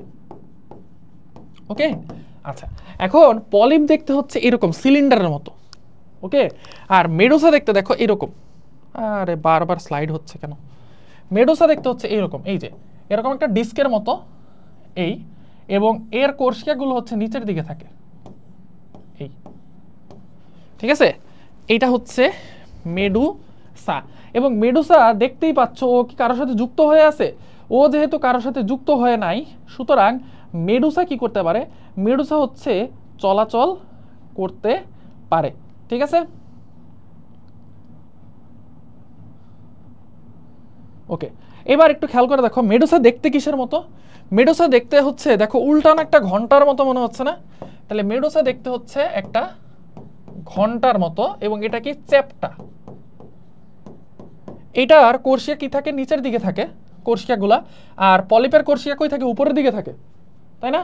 কারণ পলিপ, এটা তো আমি উল্টা করে রাখছি পলিপকে, পলিপকে যদি আমি সোজা করে রাখি তাহলে পলিপ দেখতে এরকম এই, তাহলে কোর্সিয়া কি আছে, উপরের দিকে আছে, আর মেডুসার কোর্সিয়া কোন দিকে থাকে, নিচের দিকে থাকে।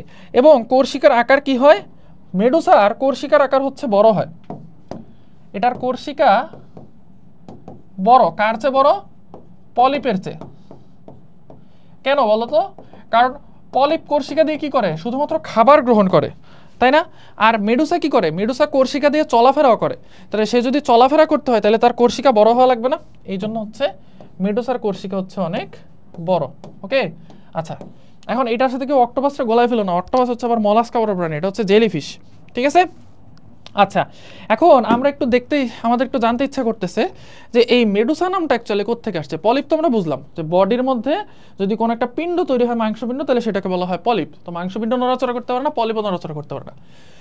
মেডুসা হচ্ছে গ্রিক মিথোলজির একটা মহিলা, যার মাথার চুল হচ্ছে এই যে এরকম সাপের মতো, এই যে দেখো, যার মাথার চুলের মধ্যে হচ্ছে, মাথার চুল নাই, চুলগুলো হচ্ছে অ্যাকচুয়ালি সাপ। ঠিক আছে, এই সাপগুলো দেখতে হচ্ছে কিসের মতো মনে হচ্ছে, দেখতে হচ্ছে মনে হচ্ছে যে আমাদের ওই যে মেডুসার যে কোর্সিকা আছে না, উল্টানো জেলিফিশ, মনে হচ্ছে যে এটা হচ্ছে জেলিফিশের বডিটা, আর এদিক থেকে হচ্ছে তার কোর্সিকাগুলো। ঠিক আছে, সো এটা দেখতে মেডুসার মতো মনে হয় দেখে নাম দেওয়া হয়েছে মেডুসা। এবার আমাদের যে নিডারিয়া পর্বের প্রাণী আছে এদের বেশ কিছু নামে ডাকা হয়। প্রথম নাম সেটা হচ্ছে এদেরকে বলা হয় সমুদ্রের ফুল, খুবই ইম্পর্টেন্ট, এদেরকে বলা হয় সমুদ্রের ফুল। তোমরা হয়তো এটা মানে বলতে মনে মনে বলতেছো যে ভাই তো এই জিনিসগুলো পড়াইলো না, আমি ভাইয়া ভুলি নাই, মনে আছে। আরেকটা জিনিস বলা হয় হচ্ছে এদেরকে বলা হয় সমুদ্রের রেইন ফরেস্ট, সমুদ্রের রেইন ফরেস্ট। আরেকটা ইম্পর্টেন্ট এমসিকিউ হচ্ছে যে নিডারিয়া পর্বের প্রাণীর মধ্যে ভাই এই সমুদ্রের রেইন ফরেস্টে 25% জীব থাকে, 25% জীব প্রবাল প্রাচীরে থাকে। তাহলে আরেকটা ওয়ার্ড আমরা পেয়ে গেলাম, প্রবাল প্রাচীর। তো এই জিনিসগুলো আসলে কি, হোয়াট ইজ দিস? প্রথম জিনিস আমরা দেখব যে সমুদ্রের ফুল কেন বলা হয়। আচ্ছা ফুল আমরা কাকে বলি, সুন্দর কোন একটা বস্তুকে তো ফুল বলি, তাই না? গাছের তো অনেক অংশ আছে, পাতা আছে, কাণ্ড আছে, তার মধ্যে থেকে আমরা ফুল কোনটাকে বলি, যেটা সবচেয়ে সুন্দর। সো এইখানে দেখো যে আমাদের নিডারিয়া পর্বের প্রাণী যদি আমরা দেখি তাহলে এই জায়গায় একটু ভালো করে খেয়াল করো, এগুলোকে দেখতে কিসের মতো মনে হচ্ছে? ফুলের মতো মনে হচ্ছে না? মনে হচ্ছে না যে অনেকগুলো ফুল আছে? দেখো এগুলো কিন্তু সবই হচ্ছে নিডারিয়া পর্বের পলিপ দশা। দেখো এই যে নিচে মাটির সাথে লেগে আছে, প্রত্যেকটা মাটির সাথে লেগে আছে, এবং সিলিন্ডার আকৃতির এবং উপরের কোষিয়াগুলো কি উপরের দিকে আছে, তাই না? সো এগুলোকে দেখতে মনে হচ্ছে যেন ফুল গাছ, সুতরাং এগুলোকে বলা হয় সমুদ্রের ফুল। প্রথম পয়েন্ট আমরা বুঝে ফেলছি। এবার এদেরকে রেইন ফরেস্ট কেন বলা হয়? দেখো তুমি একটু যদি ভালো করে খেয়াল করো, নিডারিয়া পর্বের এই প্রাণীগুলোকে দেখতে মনে হচ্ছে না একটা জঙ্গলের মতো? কিরকম জঙ্গল? রেইন ফরেস্টের মতো জঙ্গল। এখন রেইন ফরেস্টের বিশেষত্বটা কি? রেইন ফরেস্টের বিশেষত্বটা হচ্ছে এই দেখো, এটা হচ্ছে রেইন ফরেস্টের ছবি। রেইন ফরেস্ট হচ্ছে সেই জঙ্গল যেখানে প্রচুর বৃষ্টিপাত হয়, আর বৃষ্টিপাত যেখানে বেশি হবে সেখানে কি হবে? গাছপালা বেশি হবে, আর গাছপালা যেখানে বেশি সেখানে কি খাদ্য বেশি, খাদ্য যেখানে বেশি সেখানে কি বেশি? প্রাণী বেশি। তাহলে রেইন ফরেস্টের বৈশিষ্ট্য হচ্ছে এখানে প্রচুর বৃষ্টি হবে এবং এখানে প্রচুর গাছপালা পাওয়া যাবে, এখানে প্রচুর খাদ্য পাওয়া যাবে এবং এই জায়গাতে প্রচুর প্রাণী পাওয়া যাবে, কারণ খাবার যেখানে বেশি প্রাণী সেখানে থাকবে। এখন এই যে নিডারিয়া পর্বের প্রাণীগুলো আছে না, এই নিডারিয়া পর্বের প্রাণীগুলো কি করে? গাছের মতো হচ্ছে বন তৈরি করে সমুদ্রের নিচে।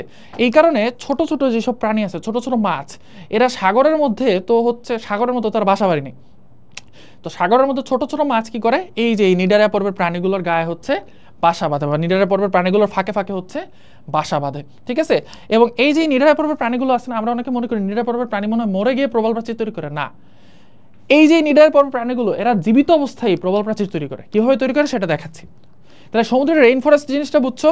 এরা হচ্ছে একটা বনের মতো স্ট্রাকচার তৈরি করে, এই জন্য এদেরকে বলা হয় সমুদ্রের রেইন ফরেস্ট। এবার আমরা চলে আসবো হচ্ছে এখানে কিসের ছবি আছে? ও এই যে এই ছবিটাই বড় করে এখানে দেখাইছে আর কি, কেউ চাইলে স্ক্রিনশট নিতে পারো, আবার হচ্ছে কপিরাইট খাইতে পারি। আচ্ছা যাই হোক, এটা হচ্ছে হাইড্রার হচ্ছে ওই যে হাইড্রার প্রস্থচ্ছেদ করে দেখাইছে আর কি। এই যে বাইরের দিকের স্তরটা এপিডার্মিস, ভেতরের দিকের স্তরটা এন্ডোডার্মিস। এটাকে গ্যাস্ট্রোডার্মিসও বলে। গ্যাস্ট্রো মানে পরিপাক, যেহেতু এই এন্ডোডার্মিসে পরিপাক হয় এই কারণে এটাকে গ্যাস্ট্রোডার্মিসও বলে। কেন? কারণ হচ্ছে দেখো, এটা মনে হয় তোমাদেরকে দেখাই নাই, এটা অবশ্য পরের চ্যাপ্টারের পড়া, তারপরেও দেখাই দিই যেহেতু সামনে আসছে। সেটা হচ্ছে তোমাদেরকে একটা জিনিস বলা হয়েছে যে এই এন্ডোডার্মিসে বা সিলেন্টেরনে খাদ্যের অন্তঃপরিপাক বহিঃপরিপাক দুইটাই হয়। কিভাবে হয় দেখো, ভালো করে খেয়াল করো, দিল লাগাকে দেখো। এই জায়গাতে এটা হচ্ছে আমার সিলেন্টেরন, তাই না? আর আমি একটা কোষকে বড় করে আঁকি, এই যে এটা হচ্ছে একটা বড় কোষ। এখন ধরো খাবার হচ্ছে এখানে ঢুকছে, এই সিলেন্টেরনে খাবার ঢুকছে, মানে এই যে এই জায়গাতে খাবার ঢুকছে, ওকে? এবার কি হবে? এই কোষটা এই খাবারটাকে পিটায়, এই যে খাবারটাকে পিটায় সে হচ্ছে ছোট ছোট টুকরায় পরিণত করবে। এই যে ছোট ছোট টুকরায় পরিণত করলো, এই যে বড় টুকরা থেকে ছোট টুকরায় হইলো, এটাকে বলা হয় পরিপাক। পরিপাক কি? খাবারকে বড় টুকরা থেকে ছোট টুকরায় পরিণত করা। তাহলে এখানে কি একটা পরিপাক হয়েছে না? খাবার বড় টুকরা থেকে ছোট টুকরায় পরিণত হয়েছে। এটা কোথায় হয়েছে? কোষের ভেতরে না কোষের বাইরে? কোষের বাইরে, সিলেন্টেরনে হয়েছে। সুতরাং এটার নাম হচ্ছে বহিঃকোষীয় পরিপাক। এই যে এই পরিপাকটা হইলো, এটার নাম কি? বহিঃকোষীয় পরিপাক। আবার এই যে খাবারটা এখনো কিন্তু পুরোপুরি হজম হয় না, পরিপাক হয় না পুরোপুরি। সো এই খাবারটা কি করবে? এই খাবারটা হচ্ছে ঢুকে যাবে কোষের ভেতরে। কোষের ভেতরে ঢোকার পরে এই কোষের ভেতরের এনজাইমগুলো এই খাবারটাকে একদম মিশায় ফেলবে, অর্থাৎ গ্লুকোজ, অ্যামাইনো অ্যাসিড এবং ফ্যাটি অ্যাসিড গ্লিসারলে পরিণত করবে, ঠিক আছে? এগুলো তো জানো, glucose, amino acid, fatty acid এগুলো কি করতে পারে? বডি শোষণ করতে পারে সরাসরি, আর কোনো কিছু বডি শোষণ করতে পারে না।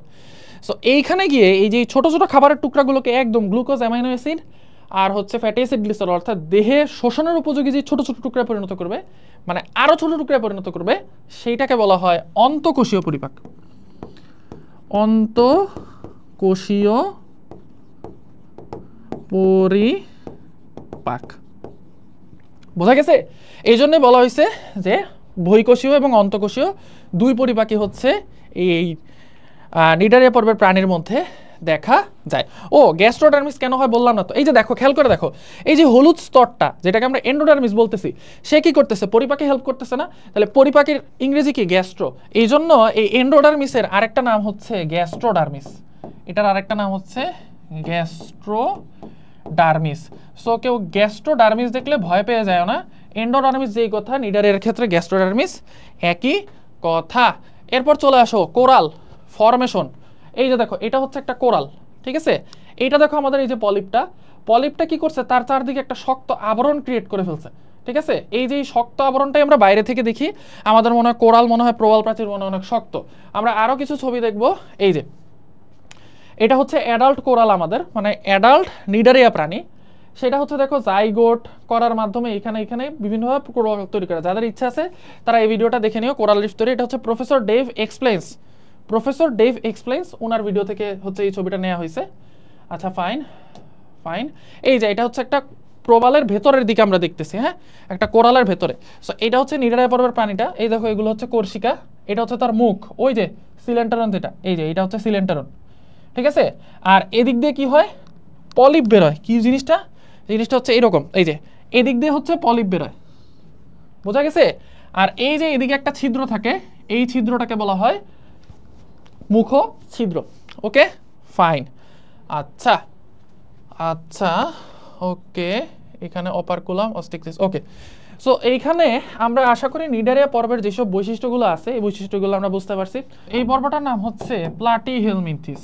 আমরা যত হচ্ছে এক একটা পর্বের দিকে যাব, প্রত্যেকটা পর্ব হচ্ছে একটু একটু করে ইন্টারেস্টিং হইতে থাকবে, ঠিক আছে, মানে মোর ইন্টারেস্টিং হইতে থাকবে। প্লাটিহেলমিনথেস, এখন এই জায়গাতে আমাদের জানতে হবে হেলমিনথেস এই নামটা আসছে হচ্ছে হেলমিন্থ থেকে।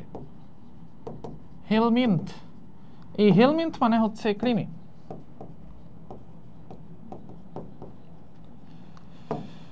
আর আমাদের প্লাটি, এই প্লাটি কথাটা আমরা এইভাবে মনে রাখবো, প্লেট দিয়ে, প্লেট। আমাদের খাবার প্লেটগুলো কীরকম হয়, চ্যাপটা না? সো এই প্লাটি হচ্ছে প্লেটের মতো, অর্থাৎ চ্যাপটা। তাহলে এই প্লাটিহেলমিনথিসটার নাম কি অ্যাকচুয়ালি? এটার নাম অ্যাকচুয়ালি হচ্ছে চ্যাপটা কৃমি, চ্যাপটা কৃমি। ওকে ফাইন, আমরা তাহলে চ্যাপটা কৃমি বুঝে ফেললাম। এবার নেমাটোডা, এদেরকে বলা হয় গোল কৃমি বা সুতা কৃমি। আর প্লাটিহেলমিনথিসকে বলা হয় চ্যাপটা কৃমি বা ফিতা কৃমি। এটা আমরা অনেকে প্যাচ লাগাই ফেলি, ঠিক আছে। সো এইটা মনে রাখার জন্য দেখো, চ্যাপটা কৃমি বলছে না, এই চ্যাপটার সাথে ফিতার কি সম্পর্ক? ফিতা চিন্তা করো, দর্জিদের কাছে যে ফিতাটা থাকে না, যেটা দিয়ে হচ্ছে আমাদের কাপড় বানাইতে গেলে, স্যুট বানাইতে গেলে হচ্ছে যেটা দিয়ে আমাদের বডির মাপ নেয়, ওই ফিতাটা চ্যাপটা না, বুঝতে পারছো? দর্জিদের কাছে যে ফিতাটা থাকে ওই ফিতাটা কিন্তু চ্যাপটা। সো চ্যাপটা কৃমির আরেকটা নাম কি? ফিতা কৃমি। কারণ ফিতা কাকে বলে? ওই যে চ্যাপটা, যেই দর্জিদের কাছে যেই ফিতাটা থাকে ওইটাকে হচ্ছে ফিতা বলে, ঠিক আছে। তাহলে এটার আরেকটা নাম হচ্ছে ফিতা কৃমি। ওকে, তাহলে চ্যাপটা কৃমি, ফিতা কৃমি, আশা করি তোমাদের প্যাচ লাগবে না। এবার আসো প্লাটিহেলমিনথিস। প্লাটিহেলমিনথিসের মানে এইখানে যতগুলো পর্ব আছে প্রত্যেকটা পর্বের কিছু মার্কামারা বৈশিষ্ট্য আছে। যেমন পরিফেরার মার্কামারা বৈশিষ্ট্য হচ্ছে ওর মধ্যে ফুটা থাকে, পোর থাকে। নিডারিয়ার মার্কামারা বৈশিষ্ট্য হচ্ছে নিডারিয়ার মধ্যে নিডোসাইট থাকে। প্লাটিহেলমিনথিসের মধ্যে মার্কামারা বৈশিষ্ট্য হচ্ছে ওর মধ্যে শিখাকোষ থাকে। ওই যে অনেকটা থাকে না যে পুরা প্লাটিহেলমিনথিসের মধ্যে একটা বৈশিষ্ট্য বলো, সেটা হচ্ছে তখন শিখাকোষ হবে। দেখো দেখো, এটা এইভাবে মনে রাখতে পারো যে প্লাটা থেকে আমরা বলতে পারি ফ্লা থেকে আসে হচ্ছে ফ্লেম, ঠিক আছে। এই ফ্লেম মানে হচ্ছে শিখা। তাহলে প্লা থেকে হচ্ছে ফ্লেম সেল বা শিখা কোষ। তাহলে এদের মধ্যে কি থাকে? শিখা কোষ থাকে বা ফ্লেম সেল থাকে। ওকে, আচ্ছা ফাইন। এইবার খুব ভালো করে খেয়াল করো, এই প্রাণীগুলোকে আমরা নামের শুরুতে, পর্বটার নামের শুরুতে কি বলে দিছি? কৃমি। এটা কিন্তু ওদের খুবই ইন্টারেস্টিং একটা ক্যারেক্টারিস্টিক্স, যে এদের নাম আমরা কি বলে দিছি? কৃমি। কৃমির বৈশিষ্ট্য হচ্ছে কৃমি হচ্ছে অন্য জীবের দেহে বাস করে। কৃমি কি করে? অন্য জীব দেহে বাস করে। ভালো করে খেয়াল করো, আমরা কিন্তু একটা বৈশিষ্ট্য থেকে সব বৈশিষ্ট্য টান দিতেছি। অন্য জীব দেহের ভেতরে বাস করে, নট বাইরে, জীব দেহের ভেতরে। তার মানে আমি যদি তোমাকে গুগল একটু দেখাই যে হেলমিন্থ ইন হিউম্যান,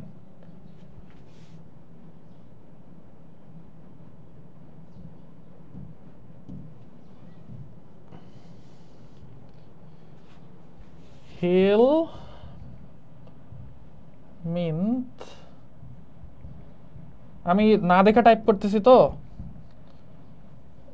এই জন্য আবার কেউ বললো না যে ভাইয়া বানান ভুল লিখছে। হ্যাঁ, আমি অনেক সময় যেই লেটারে ক্লিক করতে চাচ্ছি অন্য লেটারে ক্লিক হয়ে যাচ্ছে। হ্যাঁ, তাহলে এই জায়গাতে দেখো, এই যে মানুষের পেটের ভেতরে কৃমি আসছে কিভাবে, এই যে দেখছো, মানুষের পেটের ভেতরে হচ্ছে কৃমিটা বাস করতেছে। সো এইখান থেকে আমরা আসবো। তো কৃমি কি করে, যে কোনো প্রাণীর দেহে বাস করে, সেটা হতে পারে মানুষ, সেটা হতে পারে গরু, ছাগল, বিড়াল, হাঁস, মুরগি, হোয়াট এভার, ঠিক আছে। যার হাঁস থেকে মানুষের ভিতরেই বাস করবে জিনিসটা এরকম না। যে কোনো জীবদেহ কথাটা ভুল হয়েছে, বায়োলজিক্যালি ভুল হয়েছে, সেটা হচ্ছে থাকে কি অন্য প্রাণী দেহের ভেতরে। এখন অন্য প্রাণী দেহের ভেতরে যদি কোনো একটা কৃমি থাকতে চায়, তাহলে এই কৃমিটাকে কি করতে হবে, কৃমিটা কিন্তু পরিবেশে নাই, তার মানে সে সূর্যের থেকেও খাবার নিতে পারতেছে না, সে কোনো কিছু শিকারও করতে পারতেছে না, কারণ আমাদের পেটের ভিতরে কি আমরা প্রাণী নিয়ে বসে রয়েছি না। তাহলে তার কিন্তু খাবারের কোনো উৎস নাই, তার খাবারের একটাই উৎস, সেটা হচ্ছে কি আমাদের শরীরের ভেতরের নাড়িভুঁড়ি। আমাদের নাড়িভুঁড়ির ভেতরে যে রক্তটা আছে না, নাড়িভুঁড়ির ভেতরে যে রক্তনালী আছে, সেই রক্তটাকে সে চুষে চুষে খাবে, ঠিক আছে। আচ্ছা, এখন আমাদের শরীরের ভেতরের যদি রক্ত চুষে খাইতে হয়, তাহলে রক্ত চোষার জন্য দুইটা জিনিস লাগে। একটা হচ্ছে হুক, যেটা দিয়ে সে হচ্ছে লেগে থাকবে, হুক দিয়ে প্রাণীটা কি করবে, লেগে থাকবে। আর আরেকটা জিনিস হচ্ছে তার চোষক,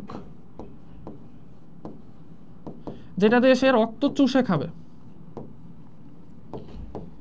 তাহলে ধরো এটা হচ্ছে একটা মানুষের বডি, তার নাড়িভুঁড়ির একটা অংশ আঁকলাম আর কি। এই জায়গাতে হচ্ছে এই যে লাল কালারের একটা কৃমি আছে, চ্যাপ্টা কৃমি। এই কৃমিটার কি থাকবে, মুখের মধ্যে হচ্ছে এরকম হুক থাকবে। এই হুকটা দিয়ে সে কি করবে, শক্ত করে হচ্ছে প্রাচীরটাকে আটকায় ধরবে। আর এই জায়গাতে কি থাকবে, ভেতরের দিকে থাকবে হচ্ছে একটা চোষক। এই চোষকটা দিয়ে সে কি করবে, খাবার চুষে চুষে হচ্ছে খাবে। বোঝা গেছে? আচ্ছা, তাহলে এদের মধ্যে কি থাকে, হুক থাকে এবং চোষক থাকে। এইবার এই প্লাটিহেলমিনথেস পর্বের প্রাণীগুলো দেখতে হচ্ছে অনেকটা খণ্ড খণ্ড ধরনের। আমি জানি না তোমরা দেখতে পাচ্ছ কিনা, এখানে ভালো করে দেখা যাচ্ছে না, আমি একটু বড় করি। সেটা হচ্ছে এই যে এখানে দেখতে পাচ্ছ যে অনেকগুলো খণ্ড খণ্ড দেখা যাচ্ছে, যে এই যে এইটুকু একটা খণ্ড খণ্ড খণ্ড খণ্ড খণ্ড, এই খণ্ডগুলোকে বলা হয় প্রোগ্লটিড। দেখো প্লাটিহেলমিনথেসের সাথে মিল আছে। এই যে এটার গায়ের মধ্যে এরকম ছোট ছোট খণ্ড খণ্ড খণ্ড খণ্ড অংশ দেখা যায়, ফিতাকৃমির মধ্যে স্পেশালি, এটাকে বলা হয় প্রোগ্লটিড। প্রোগ্লটিড। এবার খেয়াল করে দেখো, এই প্রাণীগুলো কি খাচ্ছে, ওরা সরাসরি রক্ত খাচ্ছে না। যেহেতু ওরা সরাসরি রক্ত খাচ্ছে, আমাদের রক্তের মধ্যে কি থাকে, আমাদের রক্তের মধ্যে অক্সিজেন থাকে, খাবার থাকে। সো আমাদের রক্তের খাবারটাই কেউ নিয়ে নিচ্ছে না। সো ওর কি আলাদা করে কোনো পায়ু ছিদ্র থাকার দরকার আছে? কারণ আমাদের রক্তের মধ্যে যে খাবার থাকে, এই খাবারটা হচ্ছে বিশুদ্ধ খাবার। আমাদের রক্তের মধ্যে কিন্তু কোনো বর্জ্য থাকে না নর্মালি। আমাদের বর্জ্য কোথায় থাকে, কিডনি দিয়ে পরিশ্রুত হয়ে যায়। সো আমাদের রক্তের মধ্যে কোনো বর্জ্য থাকে না। যেহেতু এই প্রাণীটা পিওরলি আমাদের রক্ত খেয়ে বাঁচতেছে, সুতরাং ওর কি হচ্ছে কোনো পরিপাক নালী পূর্ণাঙ্গ হওয়ার দরকার আছে? দরকার নাই। ওর শুধু মুখ দিয়ে খাবে আর পুরো শরীরে যাবে। ওর কি বর্জ্য পদার্থ ত্যাগের দরকার আছে? নাই। এই জন্য ওর কি বৈশিষ্ট্য, ওর পরিপাক নালী পায়ু ছিদ্রবিহীন, ওর পায়ু ছিদ্র থাকে না। এবং এই যে এই প্রাণীটা আছে না, এই প্রাণীটার দুইটা জিনিস নাই। কি নাই দেখো, ওই রক্ত যে খাচ্ছে, রক্ত খাচ্ছে কেন তার পরিপাক নালী নাই? কারণ হিউম্যান ব্লাড বা হিউম্যান রক্ত হচ্ছে পিওর, এই জন্য নো বর্জ্য।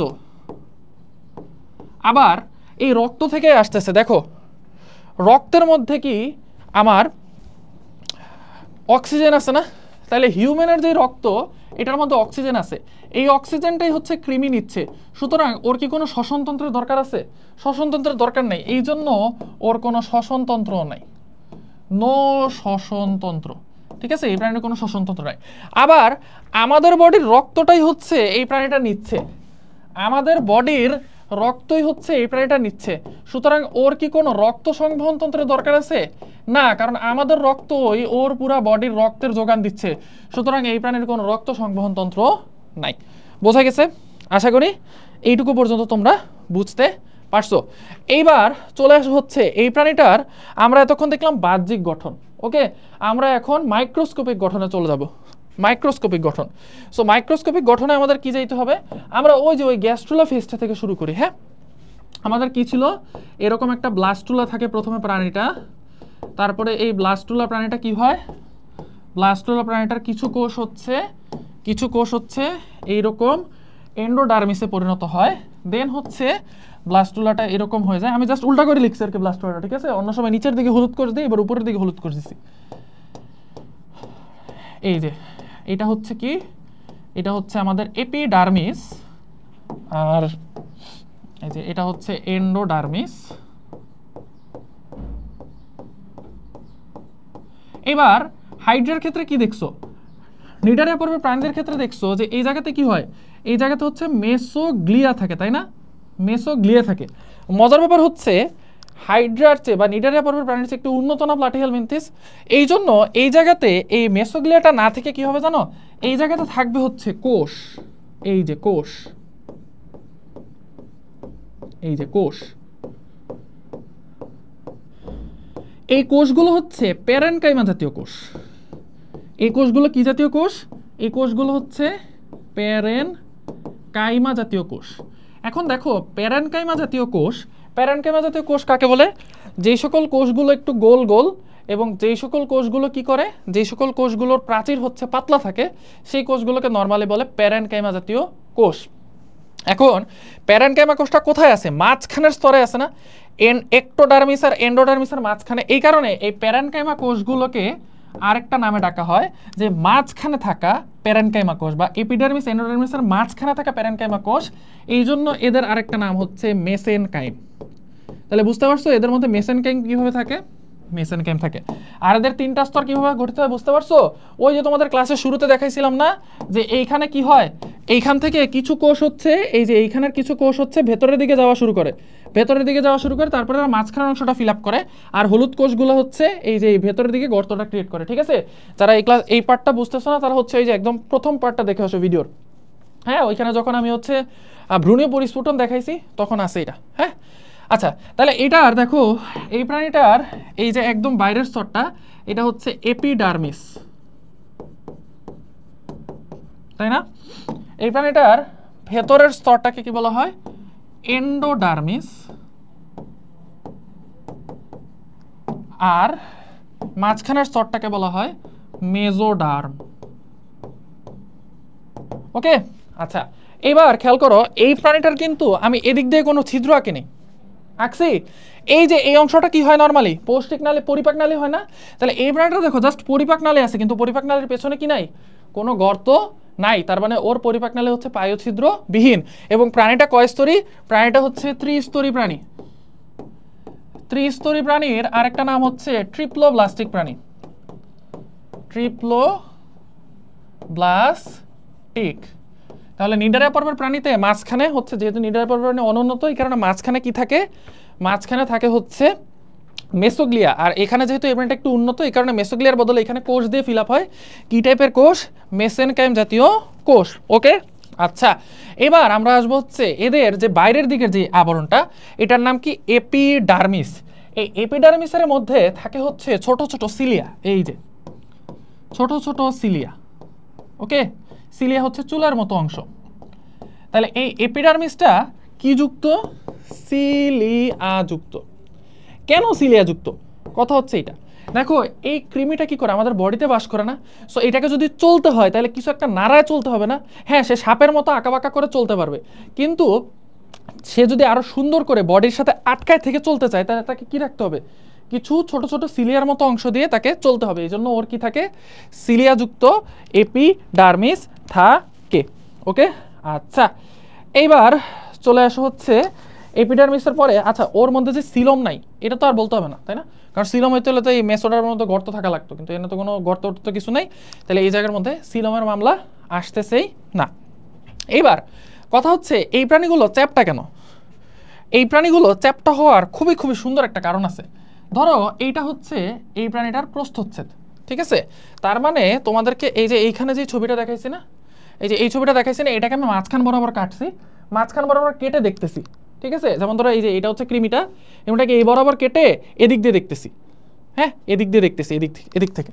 সো এটাকে দেখতে কি মনে হবে? চ্যাপ্টা এরকম মনে হবে। আচ্ছা আচ্ছা, আমি কাজ করি, এটাকে ইয়ে করি, এটা হচ্ছে সবুজ কালার, এটা হচ্ছে এপিডার্মিস, দেন হচ্ছে এটা হচ্ছে মেসোডার্ম, এটা হচ্ছে এন্ডোডার্ম। ওকে, আচ্ছা। আর এইটা হচ্ছে আমাদের পরিপাক গহ্বর, এই যে পরিপাক নালী আর কি, এই যে এটা পরিপাক নালী। তাহলে এটা হচ্ছে আমাদের পরিপাক নালী। এটা কি? পরিপাক নালী। এখন খেয়াল করে দেখো, এই প্রাণীটা যখন রক্ত খাচ্ছে তখন রক্তটা কি পরিপাক নালী দিয়ে যাচ্ছে না? রক্তটা হচ্ছে পরিপাক নালী দিয়ে যাচ্ছে। এখন কাহিনী হচ্ছে এটার পরিপাক নালী খুব বেশি সুগঠিত না, তার ফলে কি হয়, এই পরিপাক নালী দিয়ে যে রক্ত যায়, এই রক্তটা সর্বোচ্চ এইটুকু পর্যন্ত সে হচ্ছে নিউট্রিশন আর অক্সিজেন সাপ্লাই দিতে পারে, কারণ ওর তো নিজস্ব কোনো রক্ত নেই। তাহলে এইটুকু পর্যন্ত যেহেতু নিউট্রিশন আর সাপ্লাই দিতে পারে, তাহলে এই জায়গার কোষগুলো কি হয়ে যাবে? মারা যাবে না? এই জন্য এই প্রাণীটাকে চ্যাপ্টা করা হয়েছে। কেন চ্যাপ্টা করা হয়েছে? কারণ এই প্রাণীটা কি করে, এই বাইরে থেকে হচ্ছে বিভিন্ন পুষ্টি শোষণ করে, অর্থাৎ এর এপিডার্মিসও কি করে, বিভিন্ন পুষ্টি শোষণ করে। ওকে, তার ফলে কি হয়, চ্যাপ্টা হওয়ার কারণে কি করতে পারে, সব জায়গা থেকে অ্যাকচুয়ালি একই পরিমাণে পুষ্টি এটা পাইতে পারে। ঠিক আছে, আচ্ছা। এবার ওর যে কোষটা সেটাকে আমরা বলতেছি শিখা কোষ বা ফ্লেম সেল। চলো আমরা একটু ফ্লেম সেল দেখে আসি, কেন এটার নাম ফ্লেম সেল। তাহলে আসো ফ্লেম সেল দেখবো আমরা। ফ্লেম সেল, দেখো এই ছবিটা দেখলে তোমরা মজা পাবা, দেখতে ভাল লাগবে, কিন্তু এটা কিন্তু পরীক্ষায় আঁকতে পারবা না। পরীক্ষায় আঁকার জন্য তোমাকে কি করতে হবে, আমি বোর্ডের মধ্যে যেই ছবি আঁকবো ওই ছবি হচ্ছে তোমাকে আঁকতে হবে। ঠিক আছে, সো এই যে এটা হচ্ছে ফ্লেম সেল। এখন এই ফ্লেম সেলটা আমি তোমাকে সহজে কিভাবে আঁকবা সেটা দেখাই দিই। সেটা হচ্ছে শিখা কোষটা থাকে হচ্ছে এরকম করে, আগুনের শিখা যে ওটাকে বলা হয় ফ্লেম। জিনিসটা হচ্ছে এরকম, এই এর উপরে হচ্ছে এই যে এরকম করে শিখা দিয়ে দিবা, এই বাস হয়ে গেল আমাদের ফ্লেম সেল বা শিখা কোষ। এইটা হচ্ছে কি করে, ওর কিডনির কাজ করে, বৃক্কের কাজ করে। ঠিক আছে, আমাদের কিডনির যে কাজ প্লাটিহেলমিনথেস পর্বে শিখা কোষ সেম কাজ করে। এইবার প্লাটিহেলমিনথেস পর্বেই প্রথম একটা বৈশিষ্ট্য দেখা গেছে, সেটা হচ্ছে এই পর্বের প্রাণীরা হচ্ছে কি করতে পারে, এই পর্বের প্রাণীরা হচ্ছে ত্রিস্তর সৃষ্টি করতে পারে, মানে এরাই হচ্ছে প্রথম ত্রিস্তরী প্রাণী। এটা তো অলরেডি বলছি মনে হচ্ছে, এটা বলার দরকার ছিল না, এটা বলছি। এইবার তাহলে আমরা প্লাটিহেলমিনথেসের সব বৈশিষ্ট্য মোটামুটি শিখে ফেলছি। এবার চলে আসো আমরা নেমোনিক দিই। হ্যাঁ, আমাদের হচ্ছে অনেকেরই হচ্ছে নেমোনিকের জন্য আমরা ওয়েট করে বসে থাকি যে ভাই কখন নেমোনিক দেবে, চলো নেমোনিকটা দিই। নেমোনিকটা হচ্ছে শি সেলস, ওই যে ইংলিশে একটা কি জানি ওয়ার্ড আছে না, she sells by the sea shore, ঠিক মতো বলতে পারছি, she sells by the sea shore. Okay, আচ্ছা, সো ওইটার সাথে মিলাই হচ্ছে শি সেলস কিউট চ্যাপ্টা প্লাটিহেলমিনথেস ফিতা। কি ফিতা? প্লাটিহেলমিনথেস ফিতা। এবার একটু খেয়াল করে দেখো, শি দিয়ে হচ্ছে শিখা কোষ, শীতে শিখা কোষ। সেলস, স দন্ত স, তাই না, স দন্ত স, সেল, এই সেল থেকে হচ্ছে সিলিয়াযুক্ত এপিডার্মিস,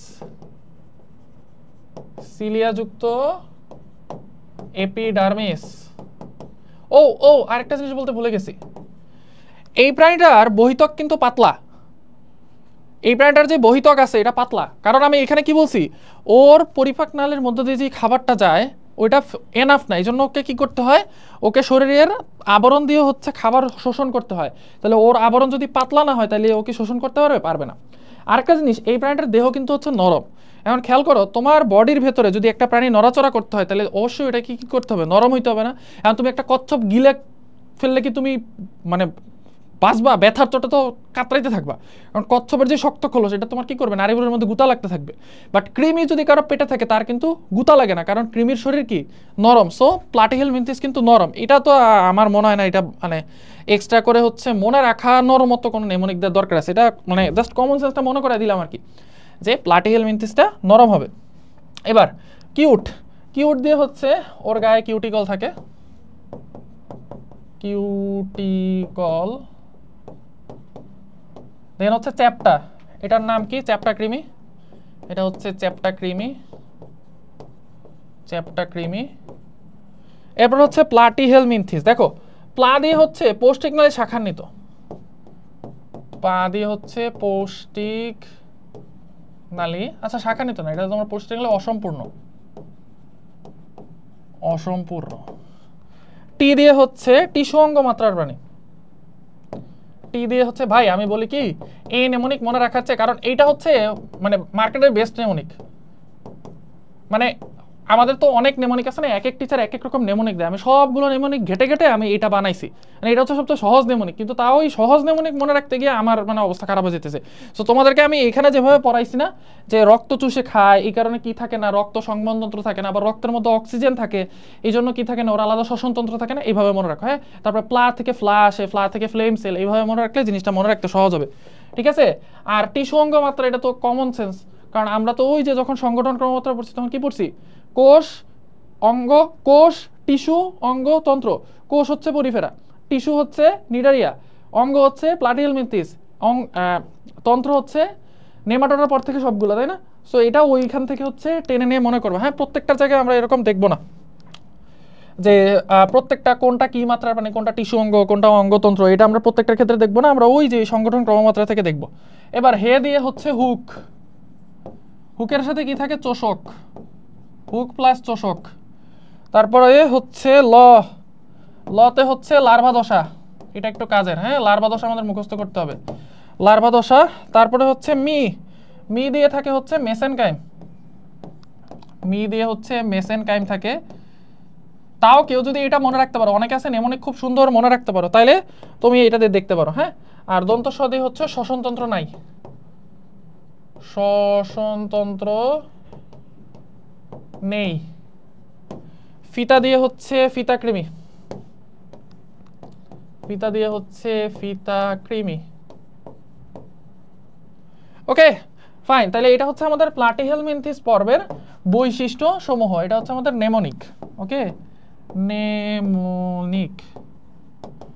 এইবার চলে আসা হচ্ছে আমাদের যেটা অ্যাকচুয়ালি লাগবে, সেটা হচ্ছে প্লাটিহেলমিনথিস পর্বের লার্ভা দশাগুলো কি কি, রেডিয়া, সার্কারিয়াস, স্পোরোসিস্ট, সিস্টি সার্কাস। আমি এইভাবেই মুখস্থ করছি, রেডিয়া, সার্কারিয়াস, স্পোরোসিস্ট, সিস্টি সার্কাস। বাট তোমরা তো হচ্ছে এখন মানে অনেক আদরের মানে কি বলবো, আদরের প্রজন্ম, তাই না?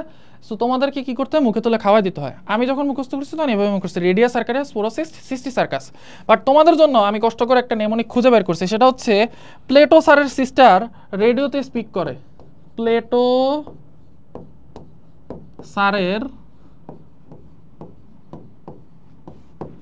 সিস্টার, প্লেটো স্যারের সিস্টার মানে ওই যে প্লেটো অ্যারিস্টটল, ওই প্লেটো কৃমি নিয়ে। বাংলাদেশে কিন্তু কৃমি অনেক বড় ধরনের একটা সমস্যা, তাই না? এই জন্য, এবং বাংলাদেশের সব মানুষের কাছে কি আছে, রেডিও আছে, এই জন্য কৃমি নিয়ে কি করে, রেডিওতে স্পিক করে, রেডিওতে স্পিক করে, স্পিক করে। এবার দেখো প্লেটো দিয়ে কি হবে রে ভাই বলো তো, এটা সবার পারা উচিত, প্লাটিহেলমিনথিস, প্লাটিহেলমিনথিস। সার দিয়ে হচ্ছে সার্কারিয়া, রেডিয়া, সার্কারিয়াস, স্পোরোসিস্ট, সিস্টি সার্কাস। সার্কারিয়া তোমরা চাইলে এভাবে মনে রাখতে পারো, রেডিয়া, সার্কারিয়াস, স্পোরোসিস্ট, সিস্টি সার্কাস। সিস্টার দিয়ে কি হবে, সিস্টার দিয়ে হবে সিস্টি সার্কাস, সিস্টি সার্কাস। আচ্ছা আমার ক্লাস মনে হয় তোমরা 2x স্পিডে করতে পারো না, তাই না? কারণ আমি এমনি মনে একটু ফাস্ট কথা বলি। কৃমি কেন, কারণ এটা কি কৃমির লার্ভা, কৃমির লার্ভা। তারপরে রেডিও, রেডিও দিয়ে বোঝাচ্ছে হচ্ছে রেডিয়া, লার্ভা দশার নাম হচ্ছে রেডিয়া। আর স্পিক দিয়ে হচ্ছে স্পোরোসিস্ট, স্পিক দিয়ে হচ্ছে স্পোরোসিস্ট।